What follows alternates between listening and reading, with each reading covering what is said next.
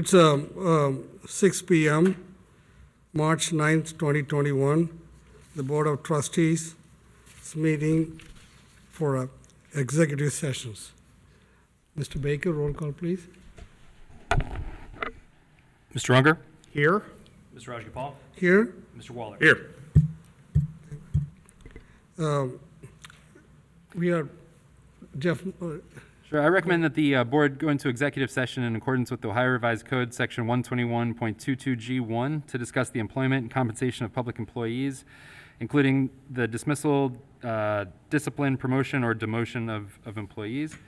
Also in accordance with the Ohio Revised Code, Section 121.22G3, to discuss pending or imminent litigation with the township attorney. Also in accordance with the Ohio Revised Code, Section 121.22G8, to consider confidential information relating to specific business strategy and to discuss negotiations with other political subdivisions respecting requests for economic development assistance. I would motion that we go into executive sessions for the reasons detailed by Administrator Mills. I second it. Any discussions? None from me. None? Okay. We have a, Mr. Unger? Aye. Mr. Rajgopal? aye. Mr. Waller? The Board of Trustees will be adjourned for the executive sessions.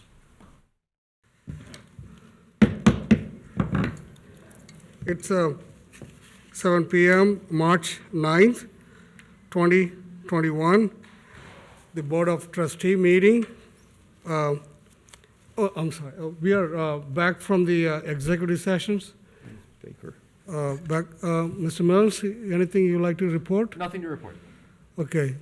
Mr. Baker, roll call, please. Mr. Unger? Here. Mr. Rajgopal? Here. Mr. Waller? Present. If there is no more report, we have a motion to, back on sessions from the executive sessions. Yep, we have returned, so Return? I think roll call vote Okay. and then Pledge of Allegiance. All right. So let's please stand up and do the Pledge of Allegiance. Pledge. Allegiance to the flag of the United States of America and to the republic for which it stands, one nation, under God, indivisible, with liberty and justice for all. Let's stand for the moment of prayer. Let's continue to pray for all our first responders and all the citizens in our country that are suffering from COVID-19. And let's pray for our senior citizens, our school teachers. As the children return back to the school, let's pray for our children.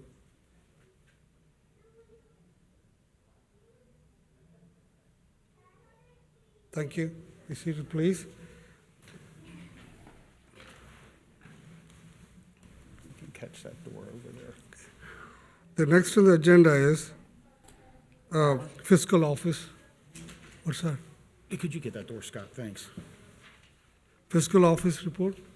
Thank you, Board. I have two sets of minutes that I'm requesting approval for. The first is for the regular meeting of the Board of Trustees on February 9th, 2021. I motion that we approve the minutes of the regular meeting from February 9th, 2021. I second it. Any discussions?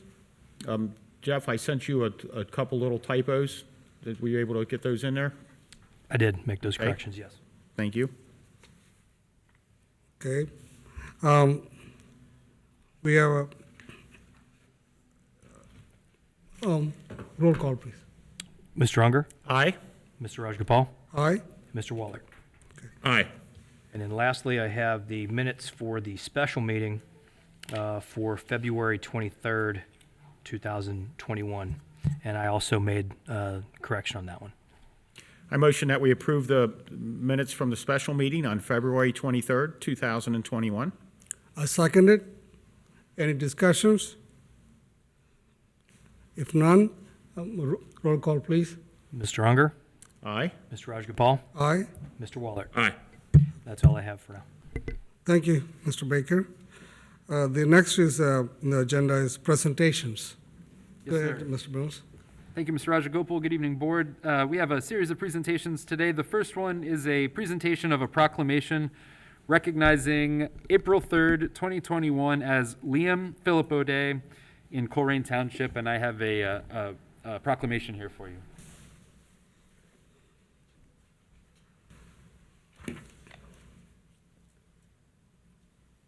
Might you want to read it? Would you like to read?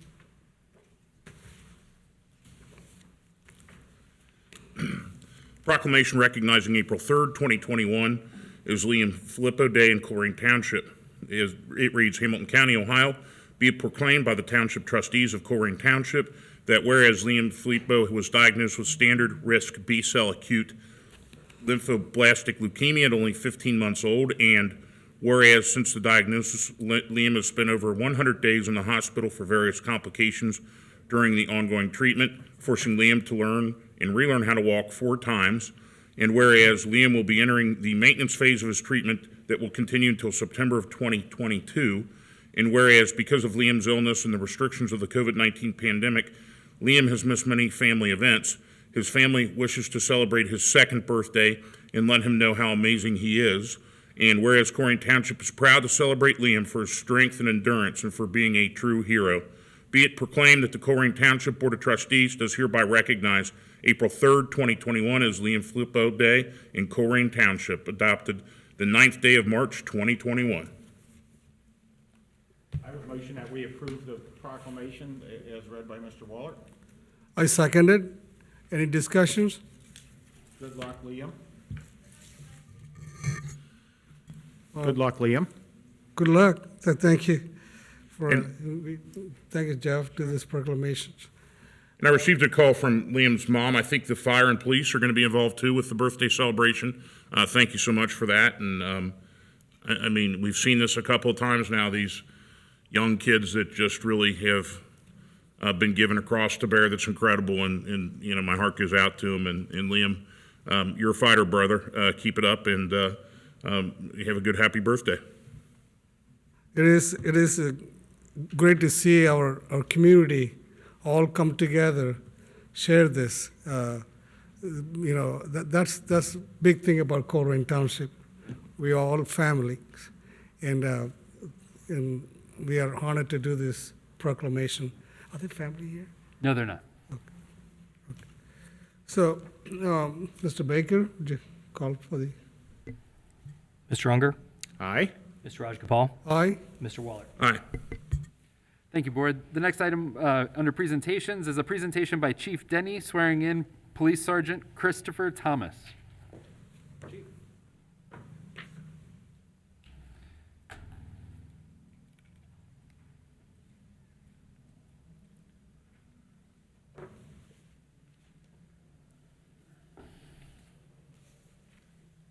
Good evening, Board. Evening, Chief. A couple of exciting presentations to make. Mike? There we go. Well, that's a lot louder. A couple of exciting presentations to make tonight. We like to share these with you because they're big moments for the police department. So the first will be a promotion ceremony. Chris, would you step forward? Chris, you want to introduce who you brought with you? Or who you didn't, might be quicker. Today would be my mom, Doreen Bourne, my father, Michael Bourne, my wife, Ashley Thomas, my son, Ethan Thomas, and my daughter, Andy Thomas. Awesome.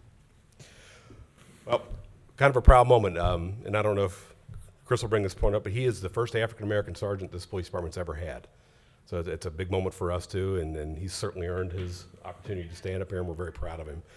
Chris, before joining the police department, was a corrections officer with the Hamilton County Sheriff's Office.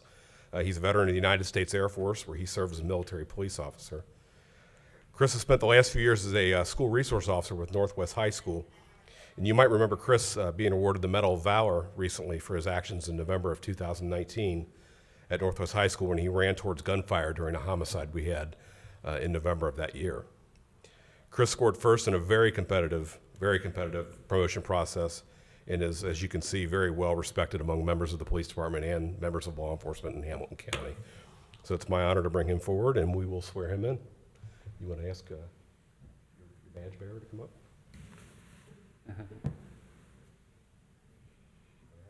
Raise your right hand and repeat after me. I'll keep it easy for you.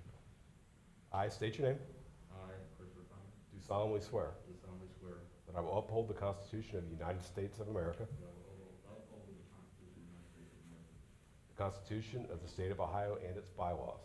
the Constitution of the State of Ohio, and its bylaws. I will abide by the Colerain Police Department mission and value statement, I will abide by the Colerain Police Department mission and value statement, code of ethics, code of ethics, rules and regulations, rules and regulations, and police department policy and procedure. and police department policy and procedure. I will faithfully discharge the duties of police sergeant I will faithfully discharge the duties of police sergeant in and for Colerain Township, in and for Colerain Township, Hamilton County, Hamilton County, State of Ohio, State of Ohio, to the best of my ability. to the best of my ability. So help me God. So help me God. Congratulations, Fred. Well done.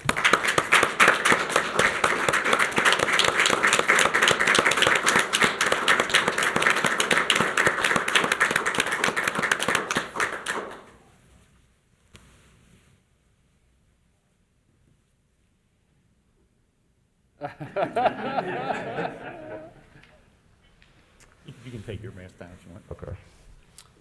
First and foremost, I'm ecstatic to assume the position of sergeant. The main reason is because I've always wanted to get the opportunity to lead by example in the utmost way, and that is being a sergeant in the police department. You're kind of the middle between officers and your administration, and you bring information down and up, and I want to be that liaison. I want to be able to be there for my guys and gals and lead from the front and be in a fight with them instead of just telling them what to do. And I think that I possess everything that needs to be possessed to be a good leader in the department, and I'm glad to have the opportunity. If it wasn't for the leaders before me, the sergeants, lieutenants, and my chief that I have now, I wouldn't be here today. I've taken tools from each and every last one of them, and I just hope to continue great work that we have here at Colerain. So thank you all for being here and supporting me. Everything you guys done to support me up until this point, until my 5th year now, and I won't let any of you down. So thank you again for being here. Congratulations. Did you have some guests here with you that you wanted to introduce? Is that your family, or This is my family. Yes. you want to introduce them? This is mom. Name is Doreen Barnes. My dad, Michael Barnes. My wife, Ashley Thomas. My daughter, Analia Thomas, and my son, Aiden Thomas. Well, congratulations. It's a huge day for your family today. Congratulations. Thank you. Sergeant, I just want to congratulate you. This is a historical moment for Colerain Township. I'm very proud of you, all your accomplishment. It is great you brought your children to see daddy's accomplishment. It's awesome. Thank you very much for your service. See, Mom, he turned out okay. You were worried how he was going to turn out. He turned out okay. Yes, a 15-year-old mother with a sergeant at 31. I'm proud. Wow, that's awesome. Congratulations. I'd like to add my congratulations too, and thank you so much for your service. Thank you, everybody, for your service. And I also will include, because I think this sometimes goes understated, the family, the wife, the kids, the mom and the dad who make sacrifices as well. I think sometimes we miss that. And I want to thank you guys for sharing him with us, and thank you so much for being a hero for us. I appreciate it. Thank you, sir. Switch out families here.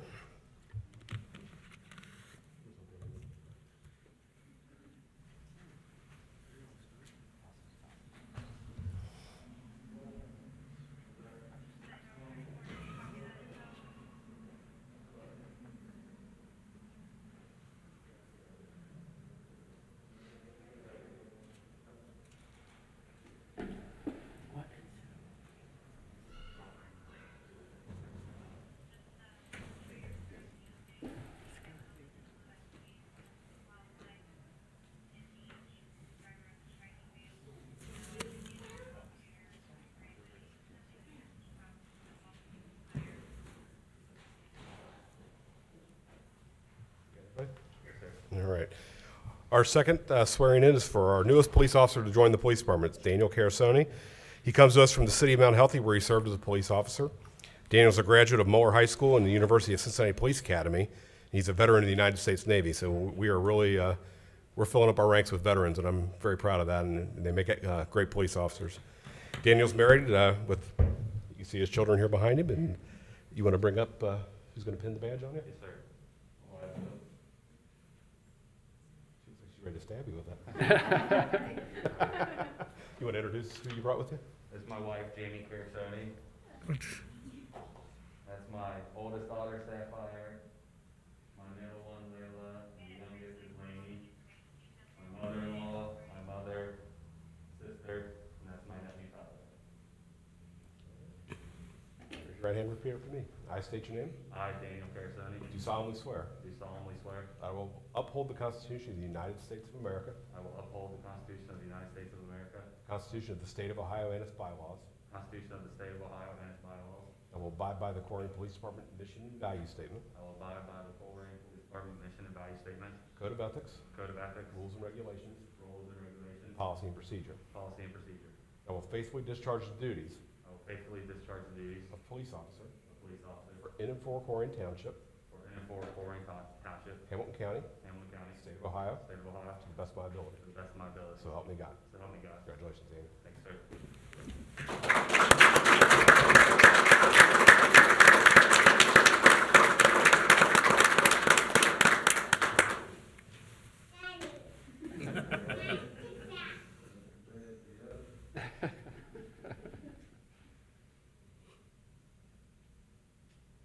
You get promoted, you have to speak, but I'll let you know.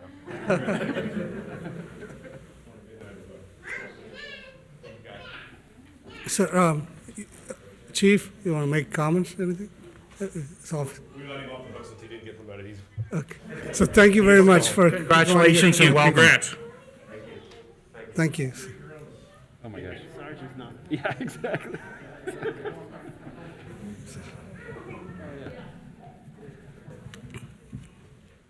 And Penley has 4, 5. Yeah, I know. Exactly.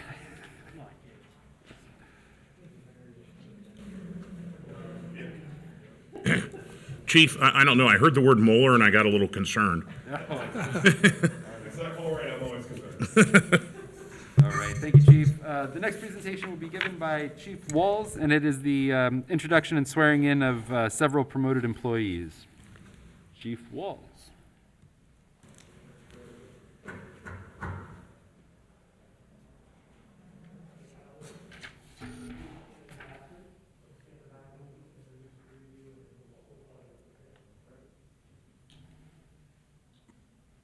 Yes, sir.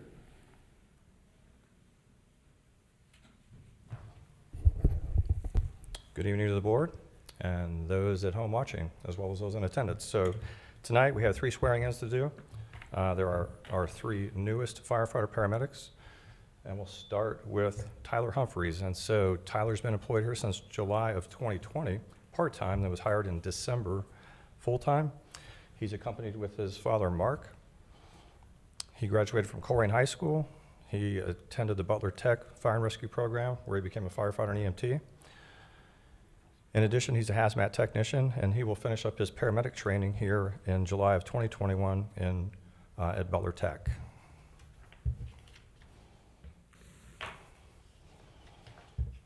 soon as-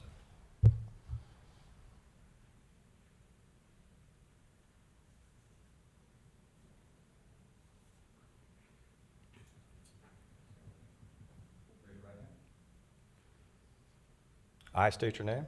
I, Tyler Humphrey, Do solemnly swear do solemnly swear that I will uphold the Constitution of the United States of America, that I will uphold the Constitution of the United States of America, the Constitution of the State of Ohio, the Constitution of the State of Ohio, and its bylaws.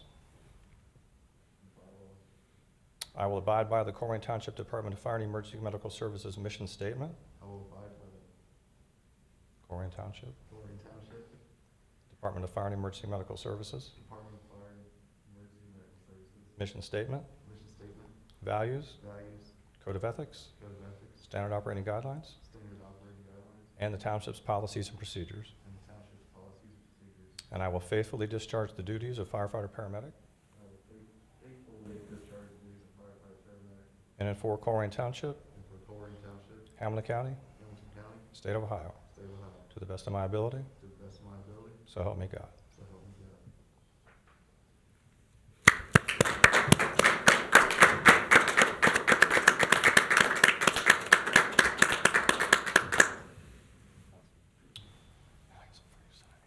Yes, congratulations, sir.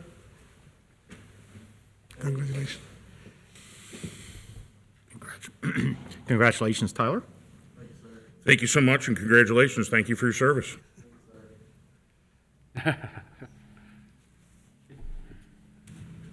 It is, I know, because your mind goes staticky.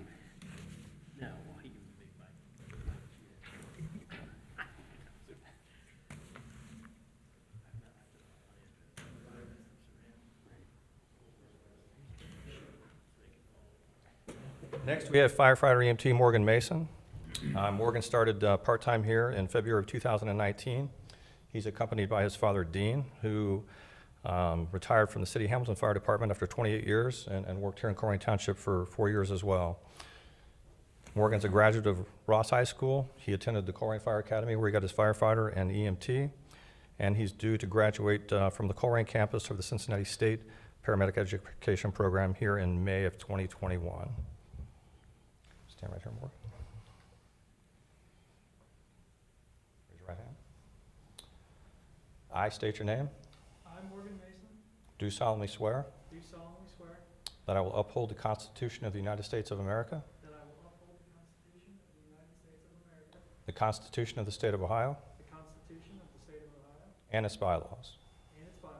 I will abide by the Colerain Township Department of Fire and Emergency Medical Services mission statement, I will abide by the Colerain Township Fire and Emergency Medical Department's mission statement, values, values, code of ethics, code of ethics, standard operating guidelines, standard operating guidelines, and the township's policies and procedures. and the township policies and procedures. And I will faithfully discharge the duties of firefighter paramedic And I will faithfully discharge the duties of firefighter paramedic in and for Colerain Township, and in for Colerain Township, Hamilton County, Hamilton County, State of Ohio, State of Ohio, to the best of my ability, to the best of my ability, so help me God. so help me God.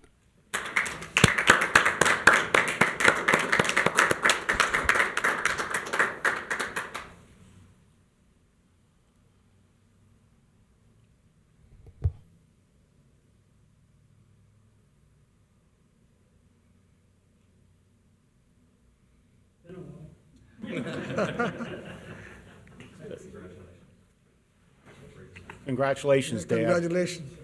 It's a proud moment for Daddy. Congratulations, and thanks for continuing the long legacy of Mason family service. Not that I'll put any pressure on you at all, but there you go. Thank you so much. Do you have another guest with you? Is that your guest? That's my mom. Hi, Mom. Congratulations to you.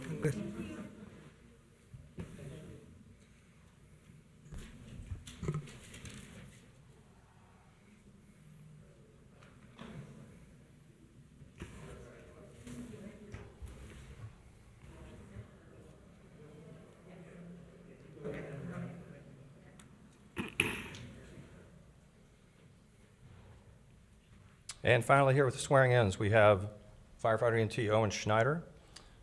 He started here part-time in 2019, was hired full-time in December of 2020. He's accompanied by his mother, Margie. He's a graduate of Moeller High School with honors. He attended the Colerain Fire Academy where he got his firefighter 2 and EMT.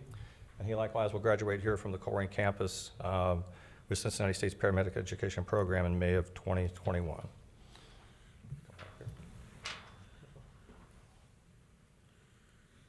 Raise your right hand. I state your name.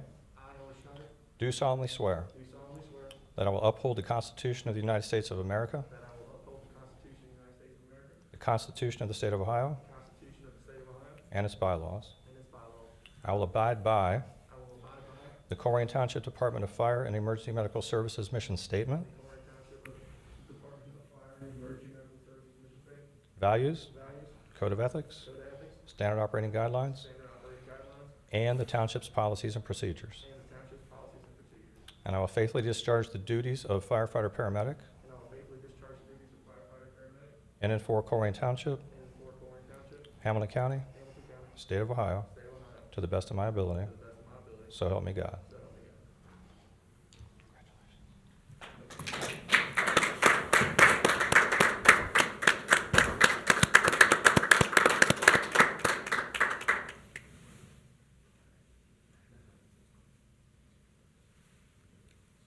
Congratulations. Congratulations. Congratulations, Mom. So, great job. Not often I say congratulations to a Moeller grad, but I will this time. Thank you.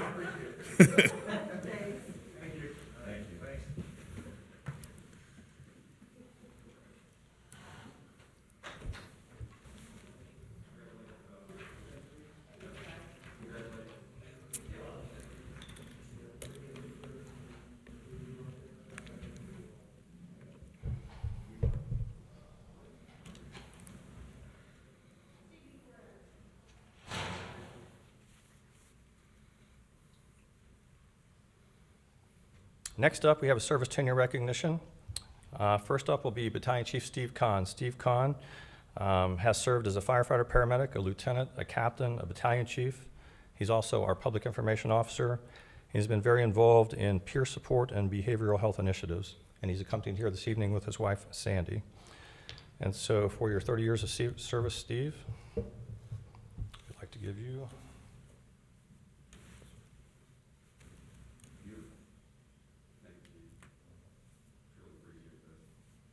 have any words?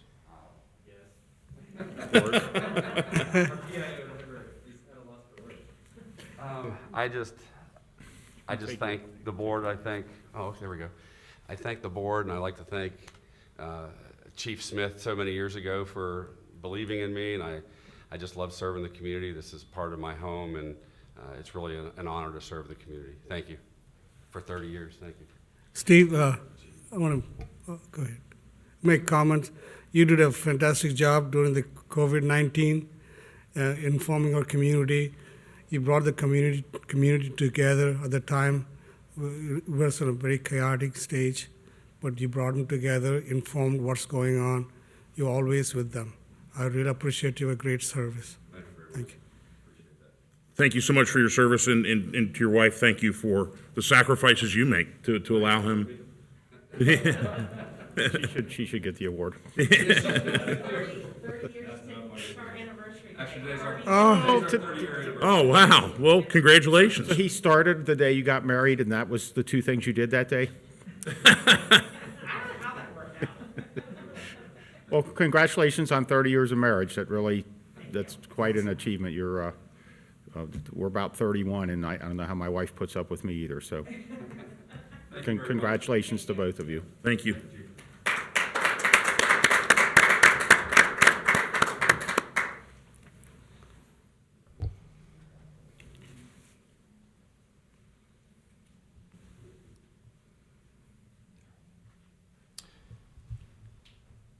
We have Pat Sauerwein here for 30 years of service as well. And so Pat has been a paramedic, an EMT, and she's been heavily involved in public education for a number of years, both at the mall store and with our CPR program. And Pat probably wasn't aware, but I think it's important to recognize this. And so when I think about, the word service and sacrifice and duty and steadfastness and loyalty and sorrow and suffering and perseverance and resilience, what I want people to understand is the Sauerwein and Palm family. And so Pat has been here for 30 years. Her brother, Charles Palm Jr., worked here for 36 and a half years and retired as a battalion chief. And on November 29th, 1977, Pat's father suffered a medical emergency and died in the line of duty here in Colerain Township. And so those words that I mentioned, I want those here and those watching to see and understand those words and how important they are and how much we appreciate you and your service and sacrifice and suffering.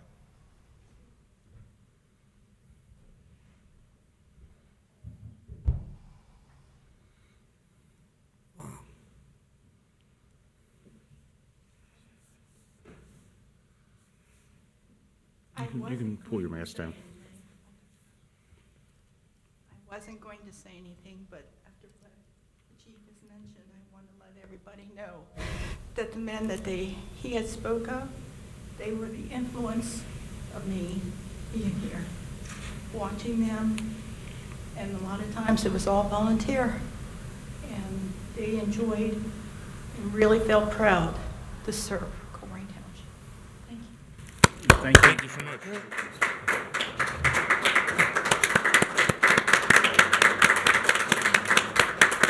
I want to, Pat, I want to make a comment a little.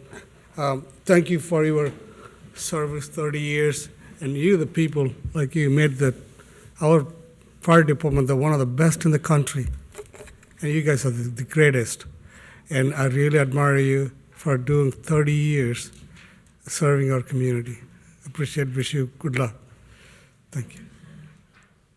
Thank you for your service.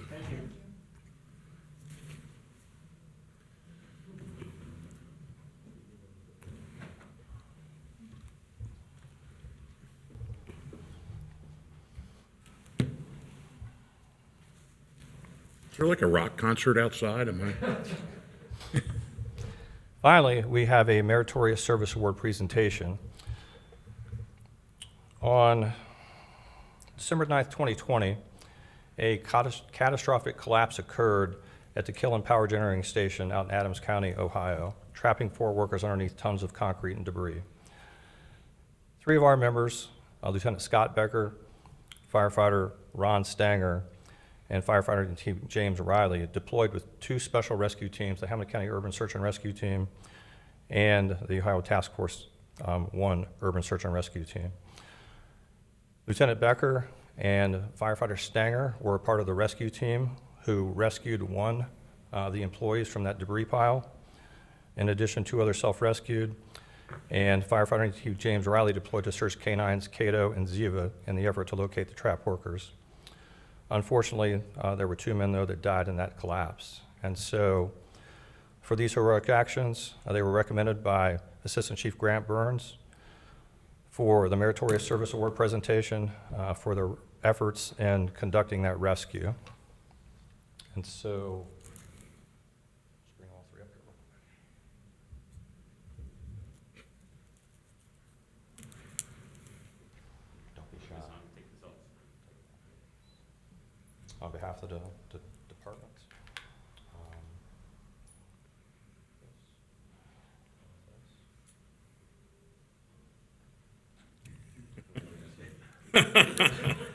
Thanks, Chief. Wasn't expecting this, but as part of the Hamilton County USAR team, that's kind of something we train for, and it's just definitely nice to get rewarded for something that you just do as part of your job. So was definitely not expecting this, but definitely much appreciated. So thank you, and thank you, Chief. Sir, excuse me. We want to thank you so much for your extraordinary act of bravery. I followed that on the news like most people, and it was just a brutal, sad story to watch. And I just thank you for being a part of the solution. Next, we have firefighter paramedic Ron Stanger.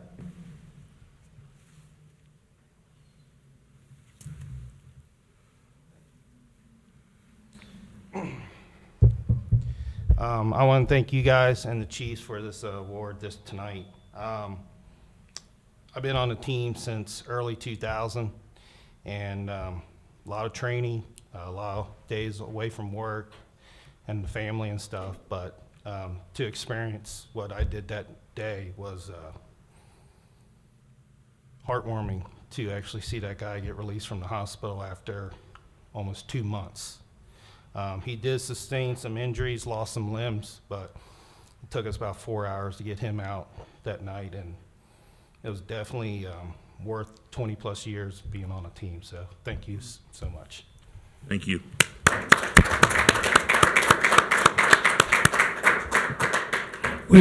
We want to thank you very much for, again, your bravery act, saving the people. All these years you trained and used it to save the person. Thank you so much. anyone? And we have firefighter EMT James Riley. With? This is Amber. So this is one of the search dogs that I run. She's actually a cadaver dog and a tracking canine. But I can't thank Colerain Township enough for allowing me to pursue my passion for canine and make a difference. This was really one of our first big call-outs that we've been able to participate in, and it wouldn't have happened without the support of Colerain Township. So thank you very much.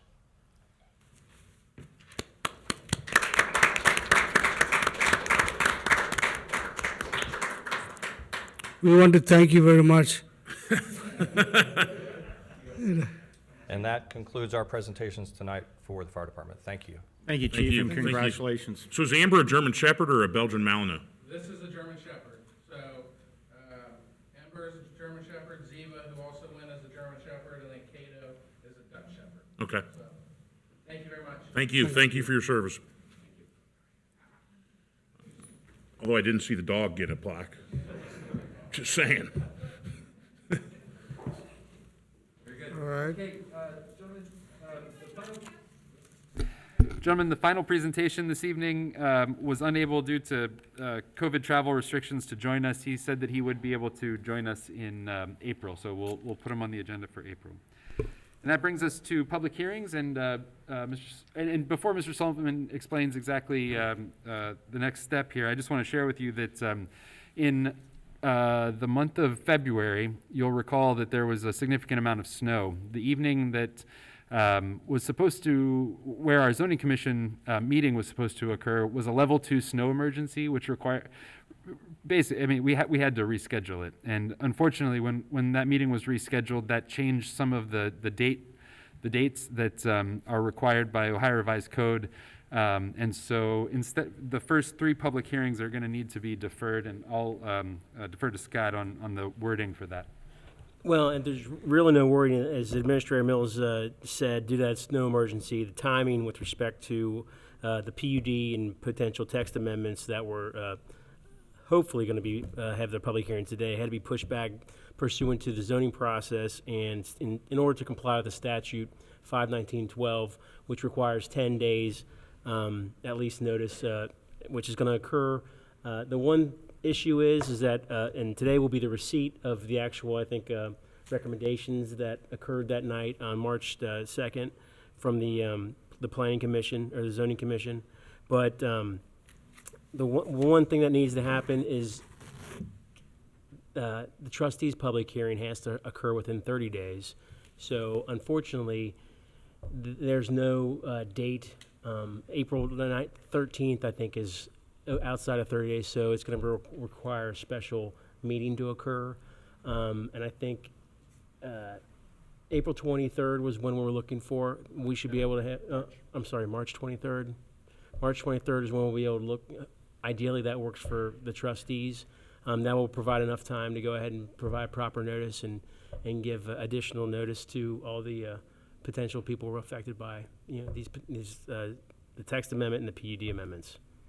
So the recommendation is for a motion to set the public hearings for A, B, and C for 7 p.m. on March 23rd, and to accept the recommendations of the Zoning Commission. So Exactly. do we need to do that as separate items for each one, or can we do them all 3 at once? I think you should probably do them individually. I would, March 28th, I'm sorry. March 23rd, 23rd. it's the 4th Tuesday, I believe. so do we have to motion to amend the agenda to, or this is already, I think it wouldn't really be amending it because they were taken off the agenda, so it would just be setting them for the initial time, setting each public hearing for those dates. so I would motion that we hold a public hearing on zoning map amendment ZC 2021-01 for the Abbeytown subdivision on Tuesday, March March 23rd 23rd, is a special meeting. beginning at 7 o'clock as a special meeting. And to accept the recommendation of the Zoning Commission. And that we would accept the recommendation of the zoning commission, so that is my motion. I'll second. Any discussions? None from me? Good roll call, Mr. Baker. Mr. Unger, Aye? Mr. Rajagopal, Aye. Mr. Waller. Aye. Okay, I have a motion to change that date, the set public hearing on March 23rd on the zoning map amendment ZA 2021-02, And to accept the zoning commission recommendation. and accept the zoning commission recommendation. I'll second that. Any discussions? That is for the commercial map amendment. Right. Any discussions? No more from me. Mr. Baker, roll call, please. Mr. Unger, Aye? Mr. Rajagopal, Aye. Mr. Waller. Aye. The next motion to public hearing for zoning text amendment ZA 2020-05. That's a special meeting also? Okay. Massage parlors. Be with the recommendation of zoning commission, March 23rd. I'll second. Any discussions?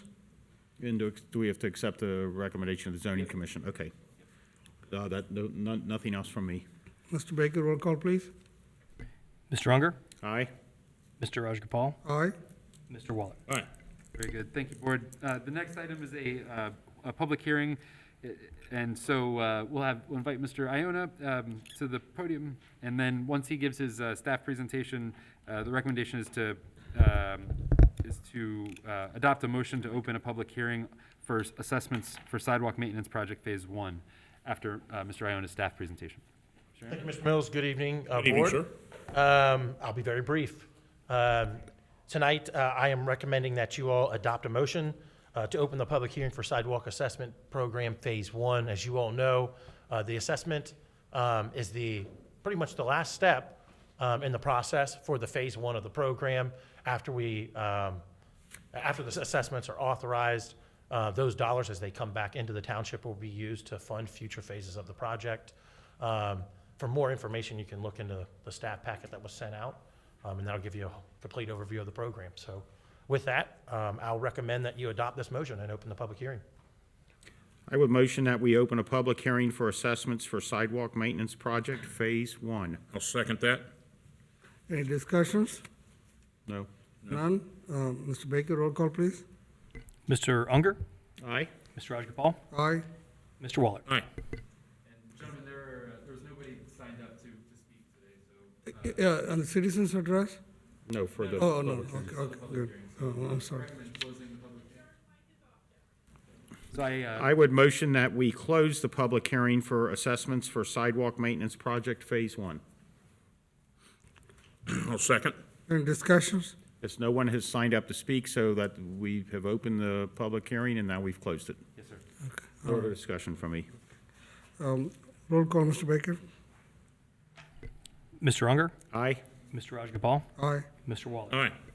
Thank you, board. The resolution for the authorization of the assessments will come back in new business. Thank you. Thank you, Mike. Thank you, Mike. Okay, the next on the agenda is a citizen's address. We have an email from Kathy Moore. Which I can read. You want to read it, Matt, or I will? Whatever. I'll go ahead and read it. Go ahead, please.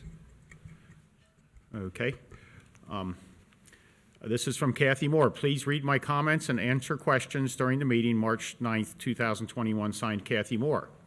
The township paid $10,000 for some sort of police study. Is the study complete? What's the result of that study? What was the purpose of the study, and did it fulfill the need? Will there be any changes as a result of this study? I thought we were supposed to get monthly reports and don't recall any for quite a while. Second paragraph, you hired a private accounting firm, Plattenberg, to perform certain financial needs of the township. They will provide accounting services to assist with bank reconciliations as needed. What exactly does that mean? Is Plattenberg performing work just for the CIC? Plattenberg's hourly rate is $125 an hour. With a finance director and administrator, they are unable to reconcile a checking account with less than one transaction per month? Does Plattenberg perform any services to the township funds? I ask this because I have seen payments to the firm in the cash journal. You are going to pass a resolution tonight for a transfer of funds. The resolution states, the trustees hereby approve the township fiscal officer or township administrator to transfer $275,956.76 to the sidewalk fund. How many people does it take to do one job? Mr. Unger has stated that the finance director has been working late. Doing what in bold or capital print? I can't understand how these responsibilities cannot be handled by our employees. I have asked previously that the board accept employee resignations in a public meeting. It's called transparency in large print. No, that's not necessary in your opinion. So where is the transparency? There have been many turnovers of employment. Where is the transparency in large print on expenditures and receipts every month that we, the taxpayer, pay? Our finance director is over 3 months behind on posting financial reports. At one time this year, I believe it was 5 or 6 months behind. How can that be? We entered a new year. Is nothing done for the end of year 2020 requiring W-2s, 1099s? It's pretty obvious that the township is deliberately withholding records from certain people, and this board doesn't know the meaning of transparency. And I think Mr. Mills will address this because I think all that's done now. Something I mentioned a few weeks ago in an email regarding the final approved minutes. I've noticed a lack of information when the board is requested to approve something. The minutes reflect the motion, the rationale, which is prepared on the agenda packet, then the vote. The minutes are becoming a cut and paste of information. The actions should also be in the motion. They should include comments, questions, and discussions on the subject at hand by the board. I'm enclosing a piece from a recent state audit, which I have said previously. By avoiding this information, there is no transparency. And Kathy has attached a letter that was sent by Plattenberg Certified Public Accountants dated February 16th, 2021 to Jeff McElreavy, our finance director. Dear Jeff, this letter will confirm the understanding of our engagement to render accounting services to Colerain Township. Plattenberg will provide accounting services to assist the city with bank reconciliations as needed. Plattenberg will work at an hourly rate. Plattenberg will work under the direction of the finance director. Plattenberg's hourly rate will be $125 an hour, and the cost will not exceed $2,500. Plattenberg is working hourly, and we do not guarantee any results. Progress billings will be made monthly and will be payable upon presentation. Please indicate your agreement with the arrangements discussed herein by signing and returning this letter. Sincerely, Jeremy Snellgrove, Plattenberg, Certified Public Accountants, and it's signed by Jeff Mills. And then attached is the resolution that is on the agenda this evening, which I can read that now, or we can read it. Do I need to read it now or read it during the? I don't think you need, I mean, yeah, I guess it's at your discretion, but it's in I probably better read it. Okay. This will be on the agenda later this evening, so when we vote on it later, this will be the reading for it, or we can read it twice. I'm fine either way. Tonight on the agenda, the Board of Trustees of Colerain Township, County of Hamilton, State of Ohio, met in regular session, and it will be filled in with today's date of March 2021 at the Colerain Township Administration Building, 4200 Springdale Road, Cincinnati, Ohio, 45251, with the following members present: Raj Rajagopal, Dan Unger, and Matthew Wallert. And then one of us will introduce the following resolution and move its adoption. Resolution authorizing the transfer of township monies to other township funds. Whereas pursuant to Ohio Revised Code 5705.14E, the Board of Township Trustees can approve the transfer of money from the Township General Fund to any other fund, and whereas the Colerain Township Board of Trustees previously adopted a sidewalk plan and program that allowed for a payment in lieu of sidewalks to be paid into the Township General Fund, and whereas the Colerain Township Board of Trustees established a new fund where these payments are to be deposited and desires to transfer the remaining balance of prior payments into this fund, and whereas the Colerain Township Board of Trustees finds it necessary to approve and authorize a transfer of up to $275,956.76 from the general fund, $1,000, to the newly created sidewalk fund. Now therefore be it resolved by the Board of Trustees of Colerain Township, Hamilton County, Ohio, as follows. The Board of Trustees hereby approves the Township Fiscal Officer or Township Administrator to transfer up to $275,956.76 to the Township Sidewalk Fund.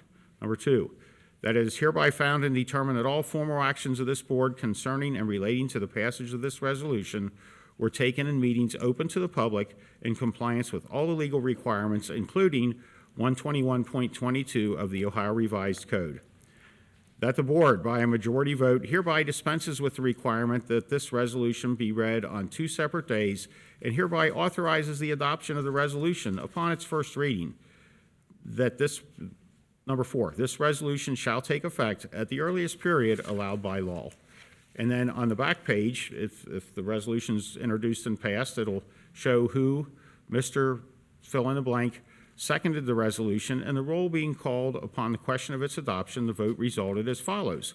And there's a place on here to record the votes of Mr. Rajagopal, Mr. Unger, and Mr. Wallert, and then adopted this fill in the blank day of March 2021. There's a space for our 3 signatures.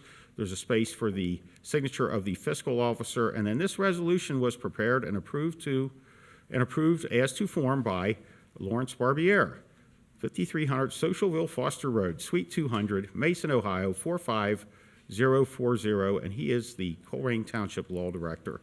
And then there's an authentication at the bottom of it that says this is to certify that this resolution was duly passed and filed with the Colerain Township Fiscal Officer this fill in the blank day of March 2021, and then there's a spot for Mr. Baker to sign it. And next comes the letter from the management letter from the Auditor of State. And I realize I've probably gone over the 5-minute time. Can you waive that and allow me to go ahead and read this? Okay, go ahead. Okay. This is from the Auditor of State, who has an office in Blue Ash at 11117 Kenwood Road. Colerain Township, Hamilton County, 4200 Springdale Road, Cincinnati, Ohio, 45251. This is the management letter. To the Board of Trustees, we have audited in accordance with auditing standards generally accepted in the United States and the Comptroller General of the United States government auditing standards, the financial statements defined in our independent auditor's report of Colerain Township, Hamilton County, Ohio, in parentheses, the township, as of and for the years ended December 31st, 2019 and 2018, and the related notes to the financial statements have issued our report thereon dated January 11th, 2021.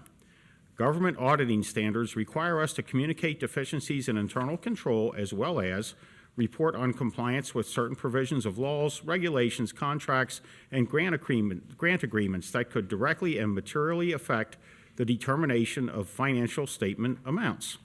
We have issued the required report dated January 11th, 2021 for the year ended December 31st, 2019 and 2018. We are also submitting the following comments for your consideration regarding the township's compliance with applicable laws, regulations, grant agreements, contract provisions, and internal control. These comments reflect matters that do not require inclusion in the government auditing standards report. Nevertheless, these comments represent matters for which we believe improvements in compliance or internal controls or operational efficiencies might be achieved. Due to the limited nature of our audit, we have not fully assessed the cost-benefit relationship of implementing these recommendations. These comments reflect our continuing desire to assist your government, but are only the result of audit procedures performed based on risk assessment procedures, and not all deficiencies or weaknesses in controls may have been identified. If you have questions or concerns regarding these comments, please contact your regional Auditor of State office. Noncompliance findings. White versus Clinton County Board of Commissioners, 1996, 76 Ohio Street, 3D 416, Ohio Revised Code 121.22 and 149.43, when read together, impose a duty on public bodies to maintain a full and accurate record of their proceedings. Minutes of meetings must be promptly recorded and open for public inspection. The township is a public body, as is any committee of the township. Ohio Revised Code 121.22, B, 1, A, and B. These minutes are not required to be a verbatim transcript of the proceedings, but they must include enough facts and information to permit the public to understand and appreciate the rationale behind the public body's decisions. The Ohio Supreme Court holds that minutes must include more than a record of roll call votes and that minutes are inadequate when they contain inaccuracies that are not corrected. A public body cannot rely on sources other than their approved minutes to argue that the minutes contain a full and accurate record of their proceedings. Next paragraph. The Land Use Committee failed to keep minutes in 2018, 2019, and 2020. In Hamilton County Court of Common Pleas Case A-190-2246, Judge Megan Shanahan found the committee as a public body and that the Open Meetings Act was violated. And that's the end of the pages that I have. Was there anything else to that? That's all that we received. Okay. And that is, and so I've read this, and I'll ask you to comment on it during your administrative report, but I would add that I believe that last one is still being litigated. Yes. And then the other one was dismissed or Yes. found in favor of the trustees. So, was there any other public comments? I didn't, There were no other public comments. if there's no more citizens address, let's move on to the Mike?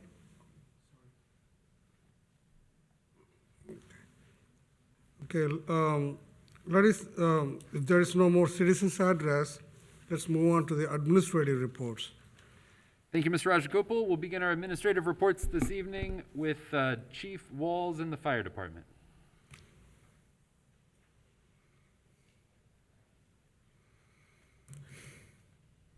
Good evening again to the board and everyone at home and here in attendance. Emergency incident activity for the month of February 2021. EMS incidents, we made 620. Fire incidents were 129. In the Springfield Township EMS contract area, we made 36 responses. We had one significant building fire that was in the 10,400 block of East Miami River Road. It was a total loss, and we required assistance from Crosby Township, Fairfield, Forest Park, and Green Township covered Station 26 for us during that incident. Our average response time for arrival of the first unit was 5 minutes and 26 seconds, and our first unit on the scene less than 6 minutes percentage was 62.32%. Thank you. Thank you, Chief. Thank you. Thank you, Chief Walls. The next administrative report will be given by Chief Mark Denny of the Police Department. Good evening, good board. Police Department, for the month of January, we had 3,118 calls for service, and that brings us up to I think I'd get that by now. For the month of January, we had 3,118 calls for service, and that's brings us to 6,634 for the year. The average response time to emergency calls was just over 2.5 minutes at 2 minutes 36 seconds. Officers made 256 traffic stops and 5 OVI arrests. Ms. Moore had a question in reference to the police study that you approved. That study is contracted to end in May. There are no updates anticipated during that period of time. And the purpose of the study is to look at our staffing levels in civilian investigations and patrol and match those against national standards to see where we are, if we're deficient or if we have proper resources. So that's the goal of that study, is to give us an idea of where we are and where we need to be. What was the source of the funding for that study, Mark? That came from drug seizures. Right. So it's not from any of the tax money. It's from Okay. drug seizure only. All right. That's all I had. Well, thank you. Chief, thank you. Quick question. I probably should ask Chief Walls too. You guys are next on the governor's COVID vaccination list, both fire, EMS, and police, I think. Yeah, police are finally on that list, and we've been working very closely with the fire department to get our people vaccinated, the ones that are willing to take the Okay, vaccine. great. Great. Well, very well done here in the township. Good. Okay. Thank you. Thank you, Chief. The next administrative report will be delivered by Mrs. O'Connell in Public Services. Good evening. I have a couple non-stats, some non-stats information to share. Farmers to Families was yesterday. We had beautiful weather for it. That's our 4th time hosting, and we gave out 1,200 boxes of food in about 3 hours. So it was a great day, had a lot of volunteers from the community. We'll do it again in April, the second Monday in April. So mark your calendars and come out and help. The quick update with the litter laborer. So as you know, we still have one litter laborer. We're still working to hire a second. But just so far in the month of March, he's taking down 134 snipe signs. So Mr. Wallard, I know you'll be happy about that. Collected 8 bags of trash, 15 shopping carts, and 5 tires. So that's just so far for the few days that he's worked this month of March. I wanted to give you guys an update on snow removal. We had some terrible storms this year. We probably threw, I'm sure we threw more salt this year than we probably have in the past 5 years combined. But just to put it in perspective, I know people get really frustrated when we don't respond quickly enough according to them, but we have 495 streets in the township that we're responsible for maintaining, and that means snow removal as well, and over 300 of those are dead ends and cul-de-sacs. So it's a very tedious process to get in and out, and doesn't help when we've got cars parked on the street and in the cul-de-sacs. But we do our best, and this year we threw 2,500 tons of salt, over 2,500 tons of salt, which is a huge number for us. We drove over 8,500 miles on our trucks, and we used over 10,000 gallons of calcium. So those are some big numbers for us. Those are big numbers for the community, but I just wanted to share those to kind of put the scope of what we do in perspective. The township's a big township. And we are currently hiring seasonal park maintenance and camp counselor positions. So if you know anybody, your friends, loved ones, the neighbor kids you want to get a job for, have them apply online. Jackie? Yes. The litter pickup is something that's obviously been a great interest to the 3 trustees. You mentioned the shopping carts. I guess he's repatriating them to the Yes, he is. stores where they came from? Yes, And keeping track of which stores they come from. And I was out on, and a lot of people think that shopping carts are for taking your groceries home in, and you really shouldn't take them off the shopping center property. I was driving out Loveland Madeira Road the other day, and Indian Hill has a similar problem with people driving on Loveland Madeira Road, and they feel free to throw trash out the windows. And they also have a pickup truck with a sign on the back that says litter crew. And there was a worker out there driving the truck. He had parked it off on the gravel berm, and he was picking up litter. I've been out and gotten off Pfeiffer Road recently. I have been all over town. My day job allows me to do that. And we are certainly not the only community that has problems with people throwing stuff out the window. It's all over the place, and it's especially apparent when there's no leaves on the trees and when the ground looks bare and you see it. But here in Colerain, we've taken the step of getting a program, and we're getting it off the ground to send somebody out to pick things up. And it's certainly not a problem that's unique to Colerain. And I guess there's a few folks out there that think it is unique to Colerain, but it's really not. And you know, the other trustees, we discussed this late last year.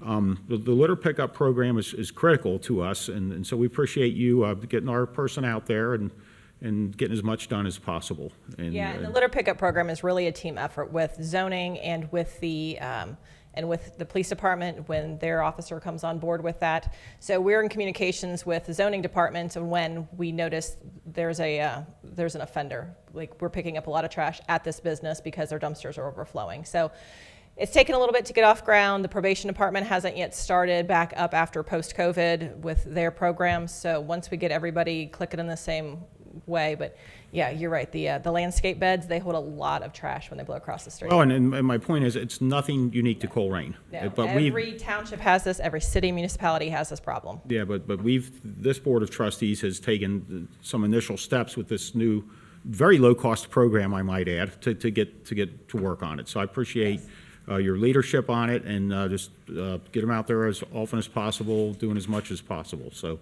Yep, we're working on it. Jackie, that food program was successful. I didn't get a chance to volunteer yesterday, but I drove by. I saw a lot of cars, a lot of people doing a great job. And also, please convey my humble thanks to all the public works people who worked hard on this cold weather, kept the road very cleaned. Nicely, they did a great job working like night hours in cold weather. They did a great job. Thank you. I will let them know. Oh, sorry. I thought One more. The probation department, they're going to come the Friday. They're going to clean up the Colerain and Ronald Reagan under the bridge. It's pretty wet. They're going to, but once the crew gets started, we're going to put them on a schedule. Okay, you've got more pull than I did because she told me that they were down, they were short-staffed, so to Yeah. get back with her in a few weeks. Yeah, I spoke to her this morning. Okay, Yeah, but she's a good person to talk to. She's very good. okay, thank you. Thank you very much for your work. Thank you again for the farmers to family, and this is a USDA program. I assume we're lobbying them hard to see this again next year, and they love the arrangement they have with us. And Catholic Charities, who administers the program on behalf of the USDA, they love coming here because the police department is so professional. They help with traffic, they help with with flow of vehicles in and out, and we can unload the trucks with forklift as opposed to hand trucks and carts like other places. So. awesome, I appreciate that. It's very important to me, and thank you for the focus on the litter. I know last year, but COVID shut us down. I don't know if elders having the day of service again, but I think 3 groups set to come out here. So I'm assuming that if we have that Mark Klusman Day of Service, you can use 40, 50 people? I will take as many people as you want to send. Okay. And I will try to wash and press that, but I don't know if we're going to have it. We're starting to get back to a little bit of normalcy. We're having to walk for others on a abbreviated route. So perhaps that day of service will be back, and that will be a good opportunity as well. So thank you for everything. So thank you, gentlemen. Thank you, Mrs. O'Connell. The next administrative report will be delivered by Mr. Iona. Jeff, your mic's not on. Thank you, Mrs. O'Connell. The next administrative report will be delivered by Mr. Iona and the Department of Planning and Zoning. Thank you. Good evening, board members.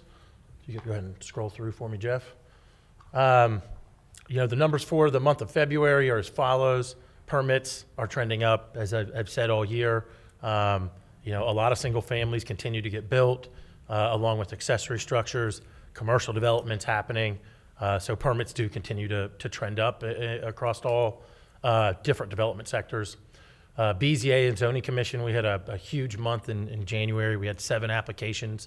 3 of those were subdivision reviews, which is a good benchmark for what's to come over the summer for development.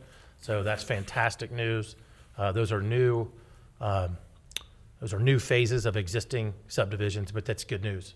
3 other development applications are for residential development, and if approved, that would total in the tens of millions of dollars of development here in Colerain Township. And then the other item is a Board of Zoning Appeals application. As it pertains to violation volume, we continue to receive a lot of violations. Very proud of the work the code enforcement team's done over the past few months. We took a lot of things we learned in 2020, which was my first year here. We've really put those to work the first 3 months of this year, and gotten some big wins. So, it's a great thing. As far as abatements, we haven't done any, but we've got 3 set up for this Thursday, so that number will go up this week. And then housing court referrals, while they're down on the year, we're starting to pick up. Things are starting to normalize from the pandemic, and courts opening back up. That's becoming a more regular thing, so we can get those cases that have been sitting on the shelf waiting to go to court into court. So that's all I have. Happy to answer any questions. Thank you, Mr. Iona. I have 2 quick questions for you. This comes from a colleague at work. They want to know what the deal is with the commercial park down at the end of Springdale and Blue Rock. There was talk of a UDF or something. I see tractors out there moving things around. Do we have anything going on? No announcement yet, but we do believe that there's going to be a great development there. And he wants to know if they'll have a beer cave. Okay. We'll pass that along. I will, but there are no permits that have been submitted yet, so we don't Okay. have anything. And a couple months ago, you came to us and it gave us a revised plan on a beat system. How's that working out? And Fantastic. Yeah, it's a great question. Looking forward to actually implementing it. So with Okay. COVID, we had the hiring freeze. We lost a senior planner. Okay. We had a vacancy in the code enforcement service line. So tonight, we could actually fill that 3rd position. We've had some absences due to medical issues. And hopefully all of that, if we get hired tonight, maybe within a month, we might actually be Okay. able to Okay, I just wanted to- officially roll that out. We've got a great plan on rolling that out with our OpenGov software that you all authorized. If that goes live here at the end of the month, we'll have this new person on, they'll be trained, and then we can really roll out and hopefully achieve the goals and objectives we set out in that BEAT system from several months ago. Well, spring would be a good time for it to, no better time than spring for it to roll out, when people need to start cutting their grass the first time and Yes. taking care of their. And we do have a winner, I think, with the applicant that we have tonight. It's a local candidate. They seem pretty vested in the community, and he's also a planning student. So after a couple interviews, I think it will be a very successful candidate. All right, well, thank you. Thank you. Mike, I spoke to this morning that the resident of 6816 and Cheviot Road, Kevin Brim, I want to mention the name because he's been texting a lot to me about the problem with this. Then I went back and talked to them. So I also advised him to go submit a formal request through you. You're probably getting information from him. Problem with the next door neighbors. Same. I think Dan knows about it too. Okay. Yeah, I've heard of that one. I think, Dan, you passed it to me, and this is the second time I think I've heard it. So Yeah. we'll dog ear that one, and thank you for passing it along. Yeah, okay, thank you, Mike. Okay, appreciate it. Thanks, Mike. Thank you, sir. Okay, now for the administration report. There are a couple things that I wanted to sort of point out that I'm been going on the past month. A big one was our credit rating was reevaluated by Moody's, and so for those of us in just, we're buying a car, we're buying a house, something like that, we understand that our personal credit, that is our credit score, is measured by, one of the big three credit ratings agencies, Experian, TransUnion, or the other one, which I'm forgetting right now. But we get a credit score, and that tells us, has a big impact on how much that debt costs us. It's the same with townships. There are several different credit rating agencies. One of them is called Moody's, and they recently reevaluated our credit.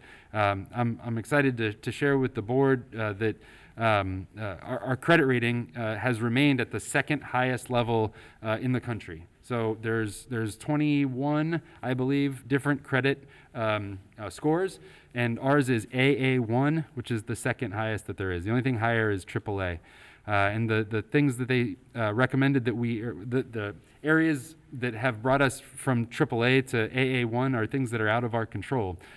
Things like the median income in our community, the median household income in our community weighs against us, and our portion of the state pension debt, the unfunded, the pension liability that the state has, they pass that cost on to us, and we have to carry that, and we can't do anything about that.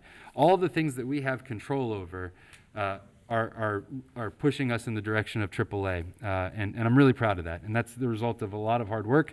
It's a result of our department heads pinching every penny as it comes out of here till it screams, and maintaining strong fund balances, and of course we're following your lead. The conservative ethic that this board has and previous boards have had has made a difference, and we're creditworthy, and I'm proud of that. So that's one thing I wanted to share with you.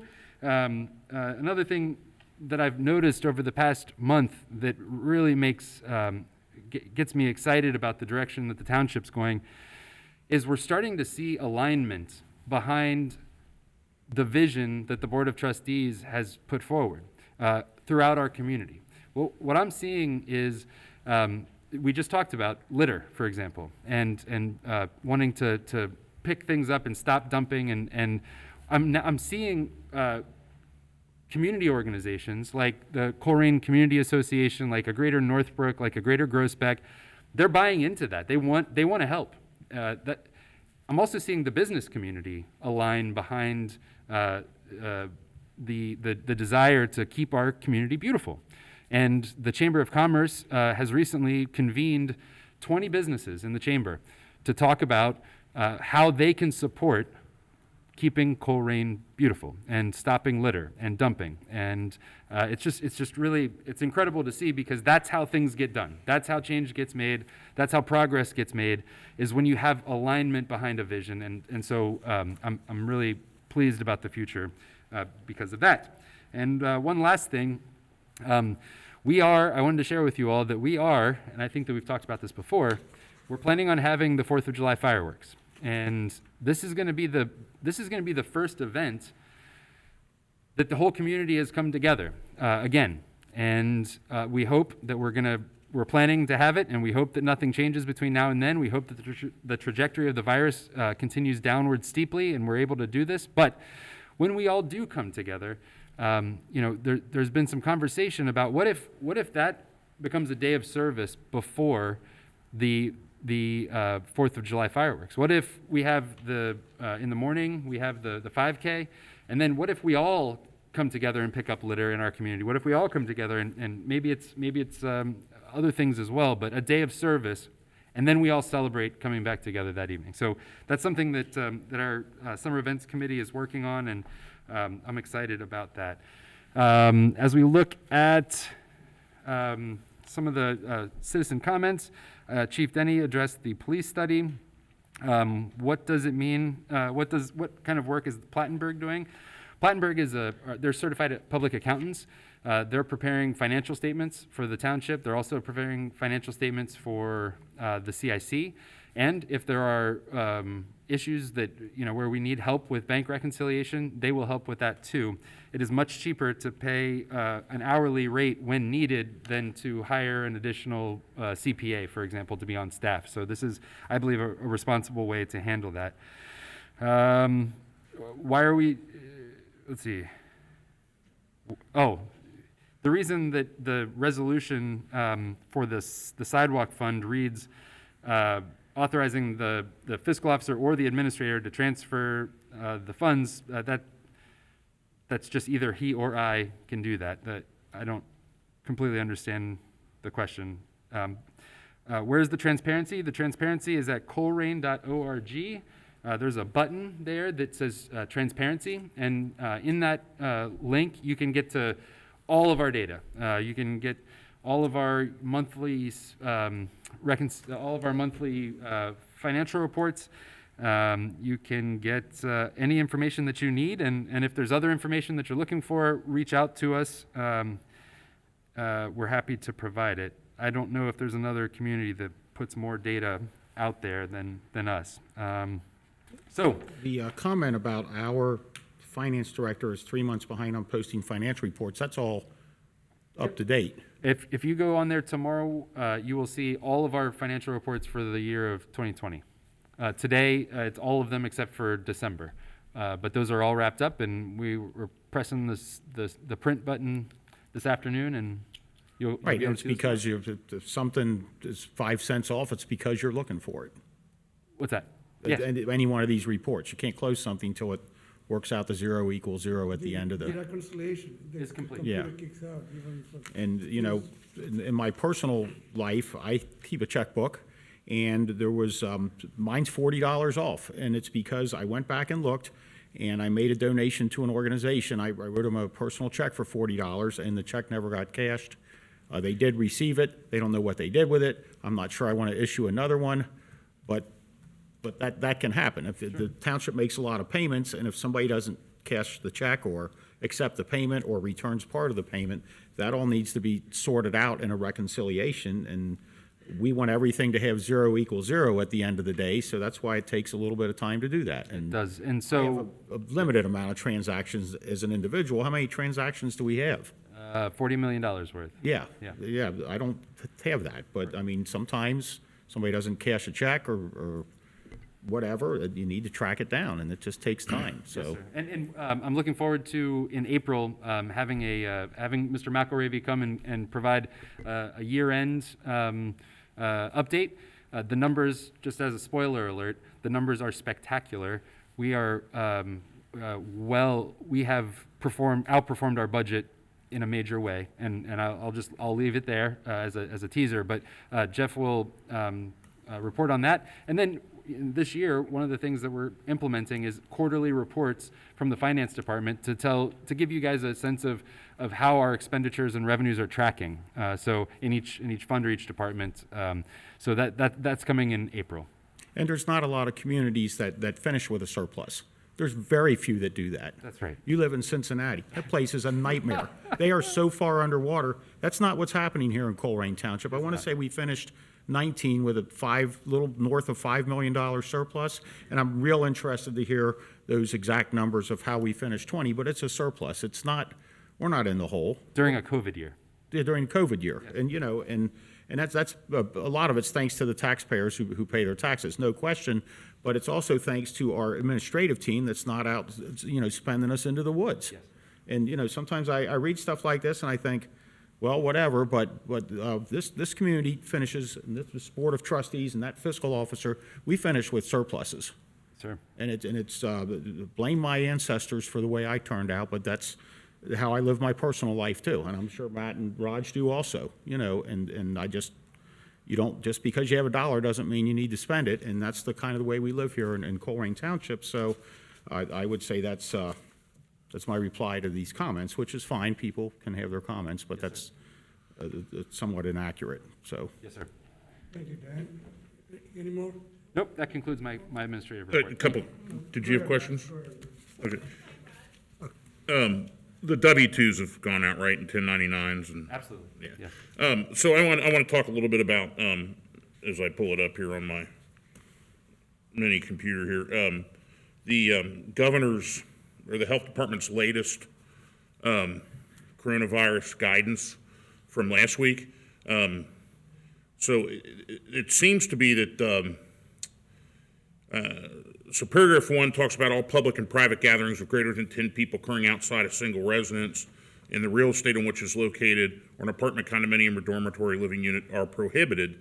But point 5, it goes on to explain that paragraph 1 does not apply to First Amendment protected speech, including petition or referendum circulators, any activity by the media, which includes, it goes on to define that, and to government meetings. Now, I know that the school board talked about Section 5, and they did not, I think that I don't know what the attorney argued, but there was some kind of reason why they couldn't.